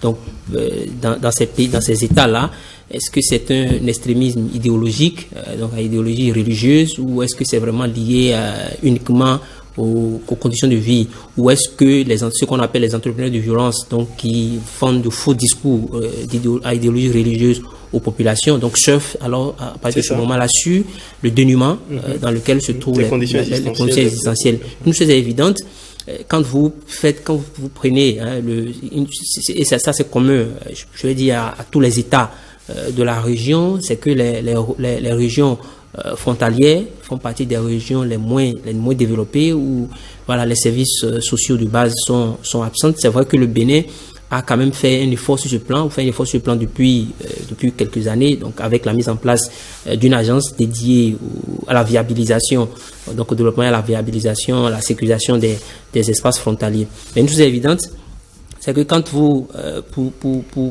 quand vous sondez un peu les différents éléments, vous allez sur le terrain, vous vous rendez compte bien évidemment que cet entrepreneur de violence là, voilà, ce fonds où exploite ce dénuement des populations, voilà, les recrutent pour aller commettre les faits qu'ils commettent. Donc la réponse à ce problème, pour moi, en tout cas pour ce que l'observation, l'analyse que j'en fais jusque là, elle ne doit pas être que militaire, ne doit pas aussi être que sur le plan du développement. C'est vrai que de plus en plus, on a tendance à mettre en avant, il y a cette question de dire non, il faut privilégier ou privilégier le développement, il faut privilégier le développement. C'est vrai, il faut privilégier le développement, mais avant le développement ou après le développement, il y a aussi une question sécuritaire qu'il faudra. C'est pourquoi je me dis, nos États doivent chercher à comprendre le type d'extrémisme violent auquel nous sommes confrontés. Et puis quand vous allez dans d'autres régions, derrière ou bien sous cette question d'extrémisme violent ou des actions des groupes armés terroristes se cache aussi des conflits communautaires ou intracommunautaires. Donc ça devient un mélange de tout, ça devient un cocktail, voilà, inextricable. Et donc il faudra chercher à comprendre. On n'en est pas encore là au Bénin. Je pense que quand vous revisitez les différents discours officiels, on n'en est pas encore là au Bénin et les choses ne sont pas prêtes. Donc maintenant, dernière chose, c'est aussi évident que ces entrepreneurs de violence exploitent les frustrations politiques. Parce que dans le processus de recrutement des adhérents, des combattants, c'est évident qu'ils exploitent aussi les frustrations, donc les frustrations liées au développement, donc au développement socio-économique, également les frustrations politiques et aussi la faiblesse de nos États, donc des États de la région sur le plan militaire, sur le plan sécuritaire et tout le reste. Mais moi, il y a une chose que je me dis quand même que on a manqué de prospective en Afrique de l'Ouest. On a manqué de prospective. Je me dis des États qui vivent sérieusement depuis que se manifestaient déjà. Je pense que c'était d'abord en Algérie avec donc je parle de l'Afrique avec ACMI et tout le reste. Je pense que si on avait des États qui réfléchissaient prospective, on aurait déjà anticipé, mené des réflexions, analysé les choses pour comprendre que peut-être dans telle décennie ou dans tel nombre d'années, ce problème-là pourrait se poser dans nos États ici aussi, de plus anticiper et prendre des mesures. Donc je me dis quelque part, il a manqué de volonté politique, d'anticipation. Mais bon, si on en prend connaissance maintenant et qu'on commence à prendre des mesures pour attaquer le monde central. Deuxième chose, c'est quoi? Nous continuons à parler de frontières au niveau de nos États. Mais les groupes armés terroristes ne parlent pas de frontières. Quand vous analysez un peu leur façon de faire, c'est des gens qui circulent facilement. Absolument. Donc, vous prenez par exemple le cas du Sahel avec la question des 3 frontières, des gens qui circulent facilement du Burkina au Niger et au Mali. Et quand vous voyez les premières attaques que nous avons au Bénin également, c'est la zone de frontière. Or, il est difficile pour les questions de souveraineté, par exemple, pour une armée béninoise, une armée togolaise ou une armée nigérienne, donc une armée, par exemple, une armée béninoise, d'aller intervenir sur les territoires des autres pays sans que cela ne donne lieu à toute une procédure et tout le reste. Et idem peut-être pour l'armée togolaise, si elle doit intervenir sur le territoire béninois, et même chose peut-être pour l'armée burkinabé ou l'armée nigérienne et vice versa. Et quand vous campez sur ces questions de frontières, ces questions de souveraineté, et qu'en face vous avez l'ennemi qui lui ignore les frontières et agit. Donc je pense que dans les réponses, les États, les chefs d'État doivent pouvoir penser comment trouver des moyens opérationnels de sorte à ce que le Bénin, par exemple, s'il veut frapper ces groupes armés terroristes, puisse, s'il a les moyens logistiques et tout le reste avec les renseignements, puisse aller frapper sur les territoires de ces États voisins et vice versa. Cela permettra, je pense, de régler le problème sur la question sécuritaire. Et puis en plus, et ça c'est les spécialistes le disent, la question d'échange de renseignements qui permet d'anticiper sur ce que ces groupes préparaient éventuellement. Alors, pour vous permettre d'analyser justement les réponses qui ont été apprêtées par l'initiative d'Accra, où les chefs d'État de cette initiative sont retrouvés fin novembre pour mettre en branle une opération coup dans le goût 2. On va analyser à l'aune justement des décisions prises, la pertinence du dispositif au regard de vos observations. On va aller à la régie pour suivre le petit sujet de rappel préparé par Ariane Da Silva et porté par la voix de Jean-Claude James. Patrice Talon et ses pairs en croisade contre la progression des groupes djihadistes. À la conférence internationale autour de l'initiative d'Accra, le 22 novembre 2022, les présidents du Bénin, du Burkina Faso, de la Côte d'Ivoire, du Ghana, du Togo, du Mali et du Niger ont affiché leur volonté de mutualiser les stratégies pour contrer la propagation des violences djihadistes dans les pays du Sahel et en progression vers les côtes du Golfe de Guinée. Il ressort des échanges que les actes et violences djihadistes dans des pays de la sous-région deviennent de plus en plus préoccupants. Et pour ce faire, les chefs d'État ont jugé pertinent de déclencher une opération d'envergure contre les terroristes. Et cela passe par le partage de renseignements, la formation des personnels ainsi que la mise sur pied d'opérations militaires conjointes transfrontalières. Pour le président Patrice Talon, le principal défi reste le financement de la lutte contre le terrorisme sur ressources propres. Une suggestion du président de la République qui a reçu l'approbation de ses pairs de l'initiative d'Accra. Des promesses d'alignement et de soutien se sont ensuite enchaînées avec l'Union européenne, la CEDEAO, l'ONU et la Grande-Bretagne. Le sommet a également accouché de recommandations pour le renforcement de l'opération Coup dans le goût afin de mettre un frein à la progression des terroristes vers les côtes du Golfe de Guinée.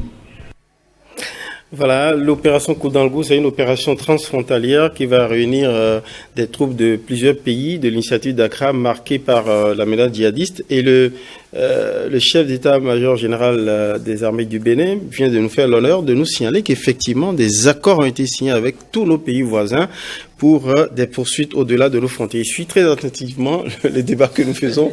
C'est une question qui le concerne directement. Voilà. Comment appréciez-vous justement cette stratégie commune? Je crois évidemment que l'initiative est bienvenue.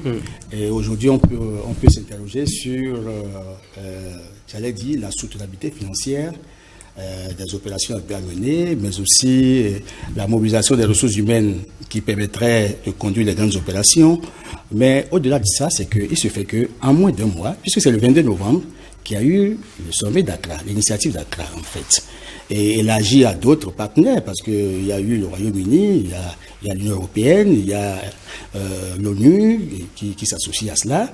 Et il y a eu des volontés qui se sont manifestées automatiquement parce qu'on a dit, mais on a besoin de mettre en place une armée de 10 000 hommes, d'une part. D'autre part, il faut avoir les ressources, un budget pour. Je crois qu'ils sont attendus sur 275 milliards pour le budget qu'il faut pour les opérations. Et à côté de ça, vous avez vu qu'en moins d'un mois, le 4 décembre, à l'occasion du 62e sommet de la CEDEAO, il a été retenu aussi qu'on mette en place une force régionale pour pouvoir contrer le mal djihadiste, le mal terroriste. Et vous voyez que là encore, ici, il s'agit de mettre en place une force multinationale pour contrer, mais là-bas, une force régionale. Ça fait deux forces, en fait, dans un même espace communautaire pour lutter contre le djihadisme. Alors, la démarche, dans cette série d'actions, la démarche, elle est salutaire parce que c'est une façon d'encercler le terrorisme. Mais au-delà de tout, une grosse question reste à poser. La question, elle est relative à qui alimente le terrorisme. Puisque Embalo Sissoko, je crois qu'au cours des échanges qu'il a eu avec Macron, lui a dit, mais s'il n'y avait pas la situation de Libye, le Mali n'aurait pas connu le terrorisme. Et mieux, le terrorisme a envahi le Burkina après le 31 octobre 2014, puisque c'est quand le président Compaoré est parti, qu'en 2015, les terroristes ont investi en fait le territoire. Ça veut dire qu'il y a un problème. Et au-delà, mais demandez-vous, pourquoi aujourd'hui, malgré tout ce qui se fait en Irak, il n'y a pas la paix?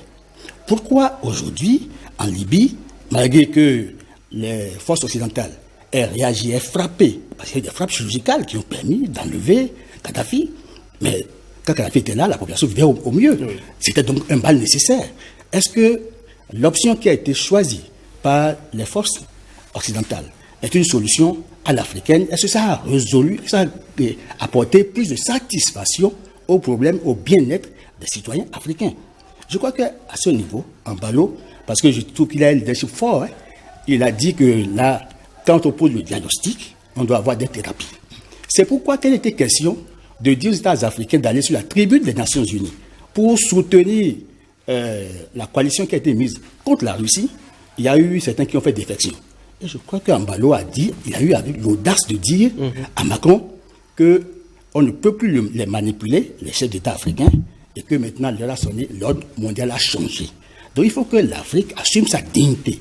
Il faut que les chefs d'État africains, eux aussi, aient un leadership fort et qu'ils aient des politiques publiques qui apportent le bien-être aux citoyens. Et c'est à ce prix qu'on pourra contrer le mal terroriste. J'ai eu des informations par de terrain qui m'ont permis de savoir que le chef d'état-major général des armées, Fouti Walidi, a fêté le 1er janvier sur le terrain, sur les théâtres d'opération. Bon, il y a une grande coordination qui se fait pour que les gens soient alimentés, soient servis et que la sécurité soit maintenue et que l'information, parce que vous savez que dans le cadre de l'initiative d'Accra, il y a eu 3 axes. Absolument. Le premier axe, c'est formation et partage de renseignements. Tout à fait, de renseignements. Alors, le second axe porte sur, je crois, la formation. Donc, il faut former, il faut renforcer les capacités opérationnelles de nos troupes. Maintenant, c'est le troisième axe qui concerne la mobilisation des troupes pour des interventions afin d'endiguer le bal. Et j'ai été heureux de constater qu'il y a un peu comme une synergie d'action. Je ne vous arrête pas. Accra, oui, ça s'annonce. Et Abuja. Merci beaucoup. Ça s'annonce, l'arrivée, voilà, on aperçoit à l'entrée du palais. Le tout premier véhicule de la délégation accompagnant le chef d'État bissau-guinéen qui naît à la Marina pour ce tête-à-tête, ces discussions qui doivent avoir lieu entre le président bissau-guinéen et son homologue béninois Patrice Talon, qui est à la Marina et qui va le recevoir dans un instant. C'est d'ailleurs le seul véhicule, justement, qui amène le président bissau-guinéen, président en exercice de la CEDEAO, au Bénin pour échanger avec Patrice Talon sur les questions dont nous discutions, justement, les questions sécuritaires pour contenir la menace djihadiste, mais également évoquer des questions, des chantiers de développement pour affirmer un peu plus de présence de l'État et surtout apporter la présence de l'État aux populations frontalières qui sont des cibles toutes désignées pour les assauts djihadistes et toute autre menace terroriste qui recrutent parmi les populations les plus fragiles, notamment les jeunes en déshérence. On va suivre l'honneur militaire réservé au président Umaro Sissoko.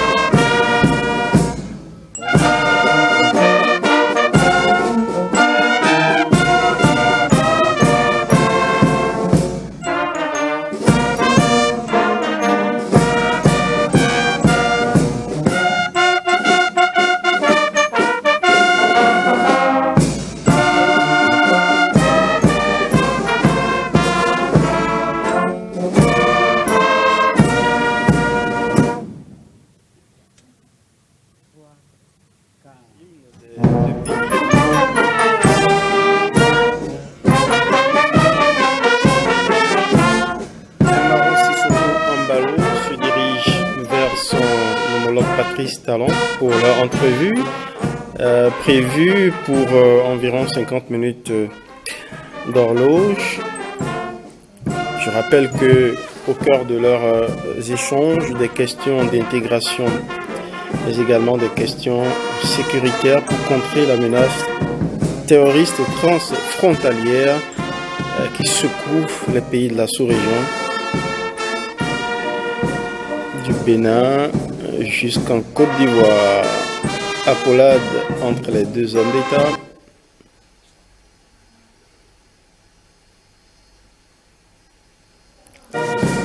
Quelques échanges conviviaux avant de se retirer pour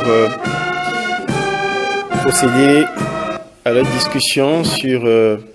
on remarque qu'il y a comme une sorte de complicité entre les deux hommes qui enfourchent d'ailleurs chacun de son côté une position souverainiste par rapport aux questions de sécurité, à la prise en charge des questions de sécurité dans la sous-région. Cette communauté de vue et de vision peut créer une atmosphère de complicité manifeste qu'on voit bien sur les images le ministre des Affaires étrangères qui présente à l'hôte de marque de Patrice Talon le comité d'accueil et à Patrice Talon la délégation qui accompagne le président Bissau-Guinée, président de l'exercice de la CEDEAO, venu avec des personnalités présentées à son hôte qui le reçoit avant qu'il se retire. Une pause pour marquer le moment, poignée de main avant de pouvoir se retirer. Donc on discutait justement sur la pertinence du mécanisme collectif transfrontalier mis en place, le plan de riposte sécuritaire déployé au sommet d'Accra qui intègre la formation mais également et surtout le renseignement, parce que les djihadistes déploient en fait une menace asymétrique. C'est une guerre asymétrique qui livre. Et on a du mal, ce n'est pas une guerre ordinaire, on a une position, on connaît la position de l'ennemi, il circule et se tapisse dans la population et surtout dans des reliefs géographiques compliqués, difficiles à atteindre par les troupes armées, d'où la nécessité de les infiltrer et ça passe par les renseignements, d'où l'importance aussi de cet axe dans la riposte. Oui, c'est qu'il doit y avoir une coopération franche entre les populations et l'armée et la force de défense et de sécurité, parce que il faut avoir, mais qui héberge les djihadistes. Vous savez évidemment que quand un étranger vient chez vous, dans votre quartier, on doit le savoir. Et le Bénin, dans ce cadre, est en train de faire des réformes. Vous savez que la réforme sur le certificat de résidence vise simplement à identifier ceux qui viennent chez nous et qui habitent nos différents quartiers. Donc il faut reconnaître le statut de ceux qui sont avec nous. Ça permettrait évidemment de donner des informations qu'il faut aux instances qui doivent les gérer afin que des mesures d'anticipation soient trouvées pour empêcher que ceux-là ne fassent de mal en fait aux citoyens. Ceci étant, il y a que Patrice Talon et Ambalou Sissoko ont des convergences de point de vue et le Bénin a apporté plusieurs réformes en fait. Il y a une première réforme sur le protocole additionnel de la CEDEAO portant sur la gouvernance, la démocratie et la bonne gouvernance. Le Bénin a trouvé qu'il faut renforcer évidemment le protocole additionnel et on l'a porté. Je crois que ça a eu un écho favorable. Le second dossier sur lequel il faut saluer en fait le chef de l'État béninois, c'est que nous avions eu la primeur de l'initiative de proposition sur fonds propres, en fait. Financement, oui, innovant, sur fonds propres. Je crois que ça a eu aussi un écho favorable parce que ça permet désormais de ne pas attendre les financements extérieurs. Parce que écoutez, la main qui donne ordonne. Alors, si vous voulez que les gens vous donnent l'argent depuis l'extérieur avant que vous n'opérationnalisez, en fait, les plans que vous avez, vous ne pourrez pas atteindre les résultats à temps. En ce temps, les djihadistes gagnent du terrain. Mais ils gagnent du terrain. Donc, il faut évidemment que nous puissions compter. Protocole avant les décaissements, la mise en place de ces fonds-là. Il faut simplifier. Pendant ce temps, le feu brûle. Mais oui, si. Donc, il est question qu'on puisse adopter les mesures, les décliner et que les plans soient opérationnalisés pour que nous ayons des résultats. Je trouve aujourd'hui que si on parle évidemment du sentiment anti-français qui grimpe, non, c'est pas exact. Et je crois qu'en fait, la France doit pouvoir faire le bilan de ces interventions militaires en Afrique. Je crois que j'ai suivi encore ce matin les autorités maliennes sur la guerre qui oppose, parce que les deux États ont pris des mesures de rétorsion réciproque. Vous avez vu, tantôt c'est la France qui menace, et tantôt c'est les Maliens qui disent que non, mais désormais, toutes les ONG qui reçoivent des financements français ne sont plus autorisées à exercer sur le territoire. Donc, et finalement, c'est les populations en fait qui en pâtissent. Donc, il faut que nous puissions mûrir la stratégie. Et je crois que les contacts que le président actuel de la conférence des présidents de la CEDEAO, en fait, Ambalou Sissoko, il prend en fait des contacts réguliers avec l'ensemble au niveau de ses pairs pour avoir en fait une vision plus claire de la mission, des grands défis de l'Afrique, en fait, de l'espace sous-régional, en fait, l'espace CEDEAO, les 15 États.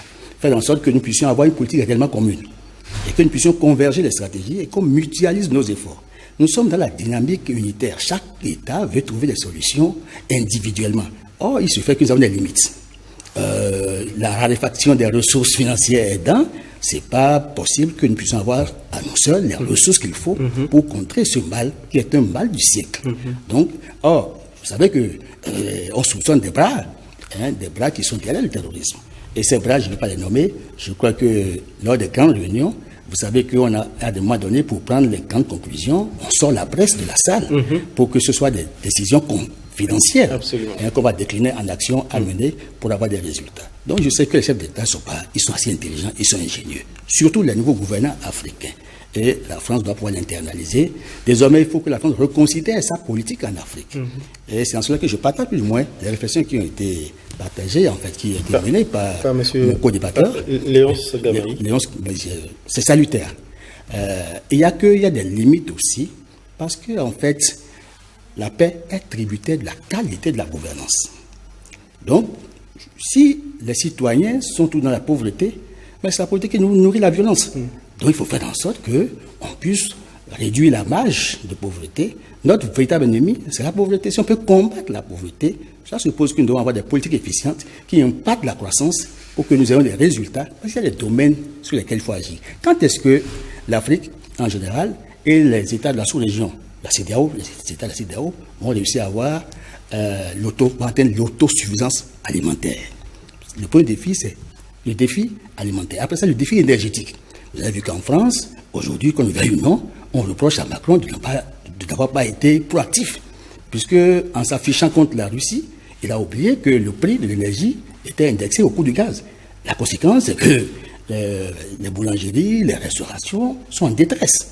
Et c'est un véritable problème. Alors qu'ils ont 56 réacteurs nucléaires, dont 25 sont en panne, sont en mauvais état. Alors, comment est-ce qu'ils vont fournir l'énergie suffisante? Alors qu'ici, vous savez, au Bénin, nous sommes en train de faire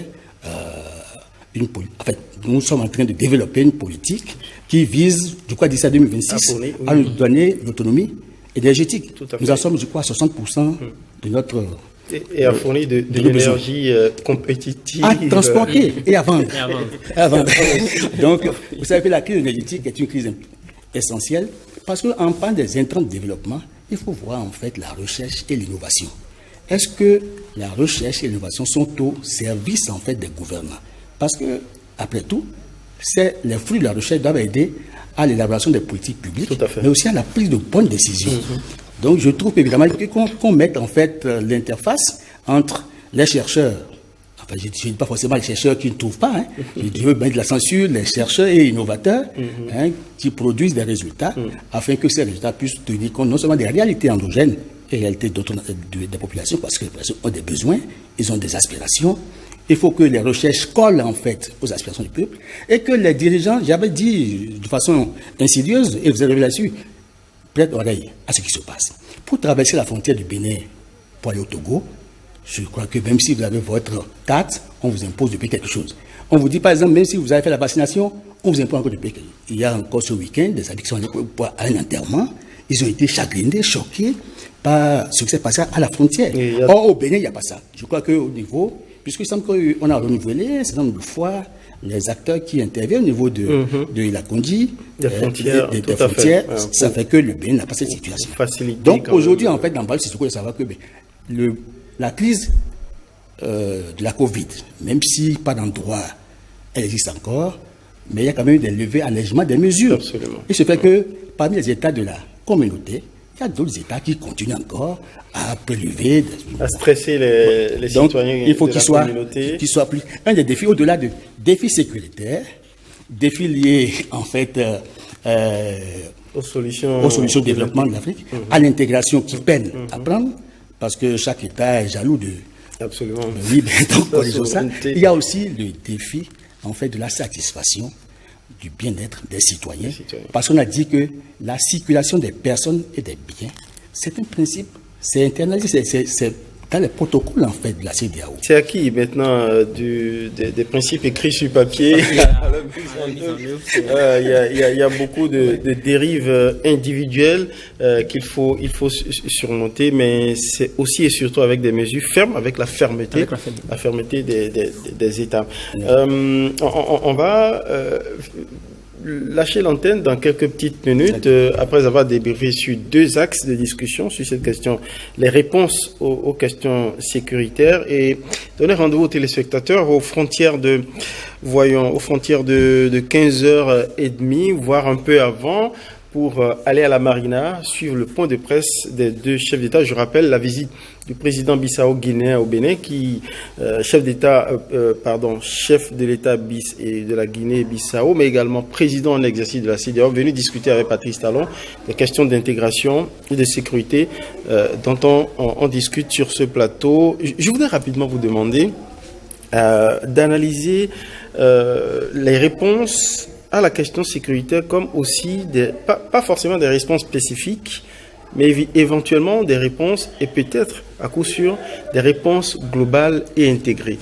Commençons déjà par la question des moyens. Des oreilles indiscrètes, des discussions du sommet où la presse avait été bien sûr totalement éloignée des discussions. Eh bien, des oreilles indiscrètes ont rapporté la position mais tranchée du Burkina Faso qui récuse des discussions interminables sans solution immédiate concrète. Sur la question du financement, on peut penser que les États n'ont pas de moyens, mais le Premier ministre du Burkina Faso qui s'était rendu, eh bien, à cette réunion, a enjoint les chefs d'État de trouver des moyens, par exemple, sur les spéculations agricoles, les spéculations dominantes, le coton, l'anacarde et bien d'autres, et même sur des taxes sur le tourisme, pour pouvoir financer tout de suite et maintenant, sans aller attendre chercher loin, en fait, le financement.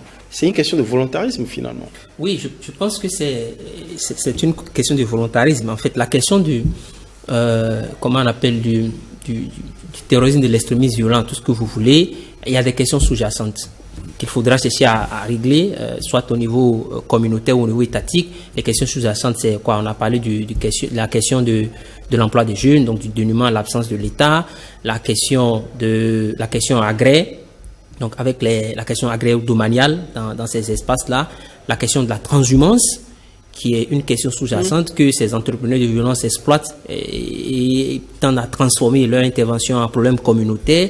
Il y a la question de l'accès aux ressources. Quand vous voyez les zones, quand vous prenez le cas spécifique du Bénin, du Togo, du Niger, du Burkina, avec les parcs, en tout cas le complexe qu'on a là, voilà, W, tout ça. Donc il y a la question de l'accès aux ressources, il y a la question du trafic illicite, de toutes sortes de trafic illicite. Donc il y a aussi ces questions sous-jacentes qui sont enfermées dans la grosse question de l'extrémisme violent.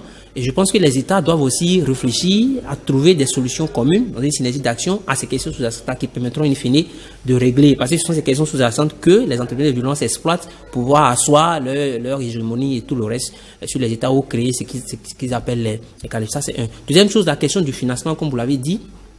Moi, je pense vraiment qu'il faut une ferme volonté.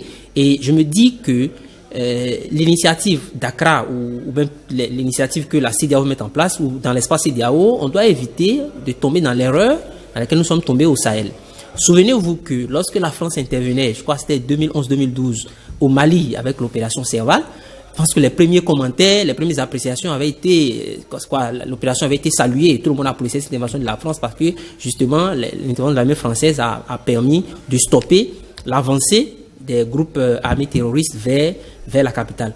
Mais si une dizaine d'années après, on arrive à constater tout le monde que l'intervention militaire de la France a été un échec, il faut s'interroger, il faut poser la question pour savoir pourquoi est-ce qu'on en est arrivé là. Je pense que le Sahel a souffert de la multiplicité des interventions, des initiatives et des acteurs. Et plus les acteurs se multiplient, plus les interventions se multiplient, plus les intérêts sont multiples, plus les enjeux sont multiples. Donc il faudra concilier tous ces intérêts, tous ces enjeux.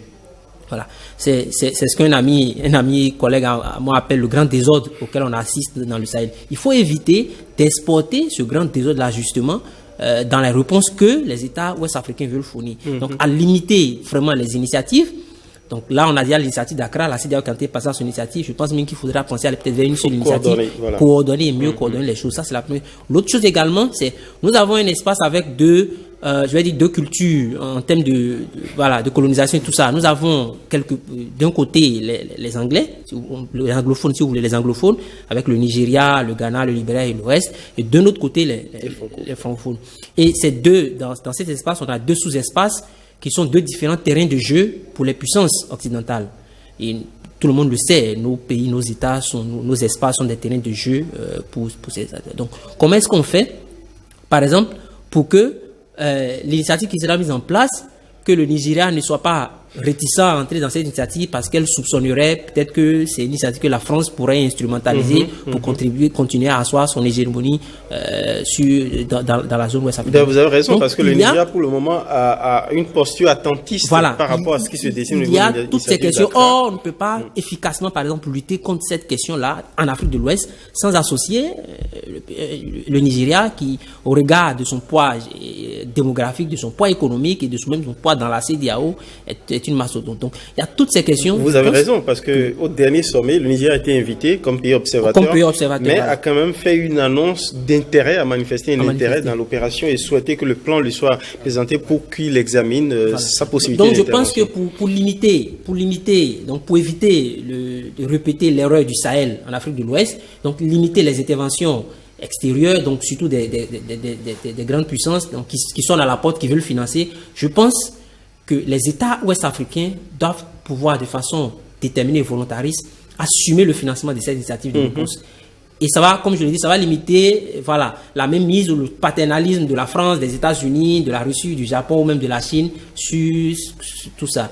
Mais la deuxième question après, ça sera, même si on a l'argent, il faut qu'on ait des partenaires qui essaient de nous vendre les munitions, nous vendre les armes. Patrice Talon l'avait dit quand Macron est arrivé ici en disant mais j'ai l'argent, on a demandé, on n'a pas venu. Donc il y a beaucoup de questions sous-jacentes. Et je pense que ça demandera de la volonté, de la solidarité entre chefs d'État dans les décisions qui seront prises, parce que derrière cette question de cette riposte, il y a aussi des contrats d'armement qu'il faudra passer. Et quand on dit contrat d'armement, on sait où ces armes-là où ces armes sont fabriquées, on sait en tout cas les grands puissants qui vendent ces armes, et c'est de grands contrats, c'est plusieurs milliards. Donc, il y a beaucoup de questions. Voilà, sensibles. Donc c'est ce qui fait d'ailleurs que la réponse à ce problème-là, ça devient complexe et demande de la doigté, donc une réponse assez chirurgicale, donc qui demandera à la fois que les acteurs donc étatiques, au niveau étatique, au niveau local, se mobilisent et soient fermes, mais en même temps qu'il faudra voir comment aligner, comment limiter l'intrusion de la géopolitique internationale dans cette géopolitique. C'est bien évidemment, on ne peut pas tout de suite couper le lien parce que les organisations terroristes, les groupes armés terroristes qui sévissent dans la sous-région sont affiliés aux fêtières que sont AQMI et puis l'État islamique. Donc, quelque part aussi, il faudra voir comment est-ce que couper c'est une question assez c'est une question assez complexe. Donc, avoir une réponse militaire ici et maintenant pour pouvoir les combattre sur le terrain, avoir une réponse sur le développement. Le développement ici, pour moi, je pense surtout à l'éducation, à l'accès aux services et tout le reste, pour développer, pour renforcer le sentiment d'appartenance. C'est ça. Je ne vais pas dire à l'État, mais je vais dire à la région. Parce que si on veut dire à l'État, quand vous voulez dire à l'État, c'est que quand vous allez dans les espaces frontaliers, il faut permettre à ce que, on puisse donc à la région, aux populations, mais en même temps, il faudra avoir une vision à moyen, à long terme pour que, on ne soit pas totalement différent. Même sur le plan de la fourniture des armes, de la fabrication des armes, on peut avoir une politique volontariste et mettre en place nos propres industries de fabrication des armes et être autonomes. C'est exactement ce que j'allais proposer. Oui, mais je crois qu'au-delà de ça, il faut voir le mode opératoire des djihadistes. Je ne sais pas si vous avez vu un djihadiste. Quand vous le dénudez, il est armé d'amulettes, il a un gilet. Il a un gilet. Ça veut dire que, vous savez qu'on a vécu dans un passé très récent des événements, je crois, de Tchaouro en Guinée, où on a vu des chasseurs en démonstration, on a vu nos forces de défense être affaiblis par un certain nombre de choses parce qu'ils n'ont pas appris à tirer dans l'invisible. Bon, alors, il faut les former autrement parce qu'il y en a, vous tirez sur eux, ils prennent les armes et autres. Il faut retrouver une solution africaine au problème africain, d'une part. D'autre part, je ne suis pas contre le fait que nous ayons une politique d'achat d'armes. Ils devront nous équiper et avoir du matériel lourd dédié à la lutte. Mais ce fait que ces terroristes-là, ils n'ont que des motos. Mais qui les alimente en moto, qui les alimente en carburation, qui leur donne l'appétence quotidienne, parce qu'il faut bien qu'ils mangent et qu'ils nourrissent leur famille. Vous voulez dire, doit passer par la maîtrise des circuits d'approvisionnement en effort de guerre de cette troupe djihadiste et terroriste. C'est indispensable. Ça, c'est la première formule. La seconde formule, c'est que il faut que nous améliorons la qualité de la gouvernance, parce que ça, c'est in fine. Hein. C'est in fine, parce que quand on va réussir dans la perspective de l'agenda 2030 des ODD, mais aussi de l'agenda 2063 de l'UA, l'Union africaine, et si on applique, je ne dis pas à la lettre, mais si on internalise au moins quand même les perspectives qui ont été dégagées ça permettrait évidemment d'apporter le bien-être dont on a besoin. Et ça va réduire un peu la marge pour qu'il y ait moins de frustrés, il y ait moins de mécontents. Parce que quand vous ne vous sentez pas intéressé par la République, mais vous êtes tenté d'eux. Vous avez vu que le chef de l'État, il a découvert avec beaucoup plus de surprise quand il a eu à recevoir les personnes en situation de handicap chez lui à l'occasion de la formulation des vœux de l'année. Et il y a eu des questions que des gens ont soulevées, mais qui l'ont pénétré. Il a compris que maintenant, mais comment est-ce que... mais on n'a jamais pensé comme ça. Puisque nous voulons penser intellectuel, nous voulons toujours penser comme dans les facultés, alors que il y a des réalités qui sont autour de nous. Et ces petits problèmes, si on pouvait les régler, on va accorder le bien-être à tout le monde. Donc, je crois qu'il y a les citoyens, les gouvernants doivent être à l'écoute de leur population et des peuples. Et c'est à ce prix que nous pourrons réaliser l'adhésion populaire autour des politiques que nous avons. Et ça va limiter les crises et les coups d'État, en fait, qui arrêtent le développement. Parce qu'un coup d'État, quand il survient, c'est qu'on sape la base normative, le fondement normatif, la base juridique de l'État. Parce qu'on met la Constitution entre parenthèses, et puis on édite des communiqués, on édite de nouvelles lois. Et quand c'est comme ça, les règles ne sont pas si claires, mais que ça peut donner lieu à de la pagaille. Il faut que, je sais que le Dahomey par le passé a connu beaucoup de coups d'État, au point que nous sommes menacés, nous sommes fatigués. Bon, mais ce n'est pas une raison. Il faut toujours prévenir. Absolument. Hein, parce qu'il faut éviter que nous tombions dans la vase des coups d'État. Là, le Burkina Faso n'avait pas connu autant. Les pays qui ont connu la stabilité n'ont pas connu autant. Aujourd'hui, c'est. Nous en avons vu la vedette. Mais je crois qu'ils sont en train de. Nous fûmes. Nous fûmes enfants malades de l'Afrique. Mais aujourd'hui, le Bénin est en train de donner. Il faut croiser les doigts pour que démocratie. Les réponses communautaires qui se prennent au niveau des instances communautaires soient des réponses d'accompagnement et non pour rudoyer certains des pays de la sous-région qui sont en proie à l'instabilité politique où des régimes militaires sont installés. C'est triste à dire, mais ça ne surgit que lorsque il y a une sorte de désespérance de la gouvernance politique. Et donc, il est important que de manière sereine, des politiques, en tout cas des mesures d'accompagnement soient apportées pour que la gouvernance stable soit la chose la plus partagée dans la sous-région. C'est aussi l'une des conditions, l'une des solutions à la question de la menace qui secoue nos pays. Il y a une réponse très rapidement, je dis, on conclut pour aller à la pause et revenir pour le point de presse des deux chefs d'État. Il y a des mesures, c'est complexe les solutions, des mesures qui sont en train d'être prises à l'aune de la digitalisation de l'administration, y compris des mouvements de circulation de population et de domiciliation de population au niveau de nos quartiers. On n'y a pas vu, on n'a pas lu, ça n'a pas été suffisamment dit, mais c'est important de tracer tous les individus qui se tapissent dans nos populations, les étrangers, certains étrangers, pas tous, mais notamment des djihadistes qui, on ne le souhaite pas, à tout moment, peuvent être des éléments dormants qui s'infiltrent et qui après se révèlent. Donc c'est très important, tous ces dispositifs-là, ça participe de la réponse globale que peut déployer un État, et c'est heureux qu'au Bénin, on soit en pole position par rapport à ça. On se retrouve, on donne rendez-vous aux téléspectateurs, voyons aux frontières, comme je l'ai dit, de 15h30, en tout cas le temps que va durer le tête-à-tête entre Patrice Talon et Umaro Sissoko Embalo, le chef d'État bissau-guinéen, président en exercice de la CEDEAO, pour avoir le fin mot de leurs échanges à travers leur point de presse. Merci de nous avoir suivis et merci aussi d'avoir suivi l'actualité électorale à travers la proclamation provisoire des résultats de l'élection législative par le président de la Sénat. Je rappelle les chiffres, c'est 53% à titre provisoire pour l'Union progressiste Le Renouveau et 28% partagés à titre égal pour le moment. En tout cas, selon les résultats provisoires de la Sénat, par les démocrates qui ont fait une grosse percée, et puis le bloc républicain. Merci et à tout à l'heure.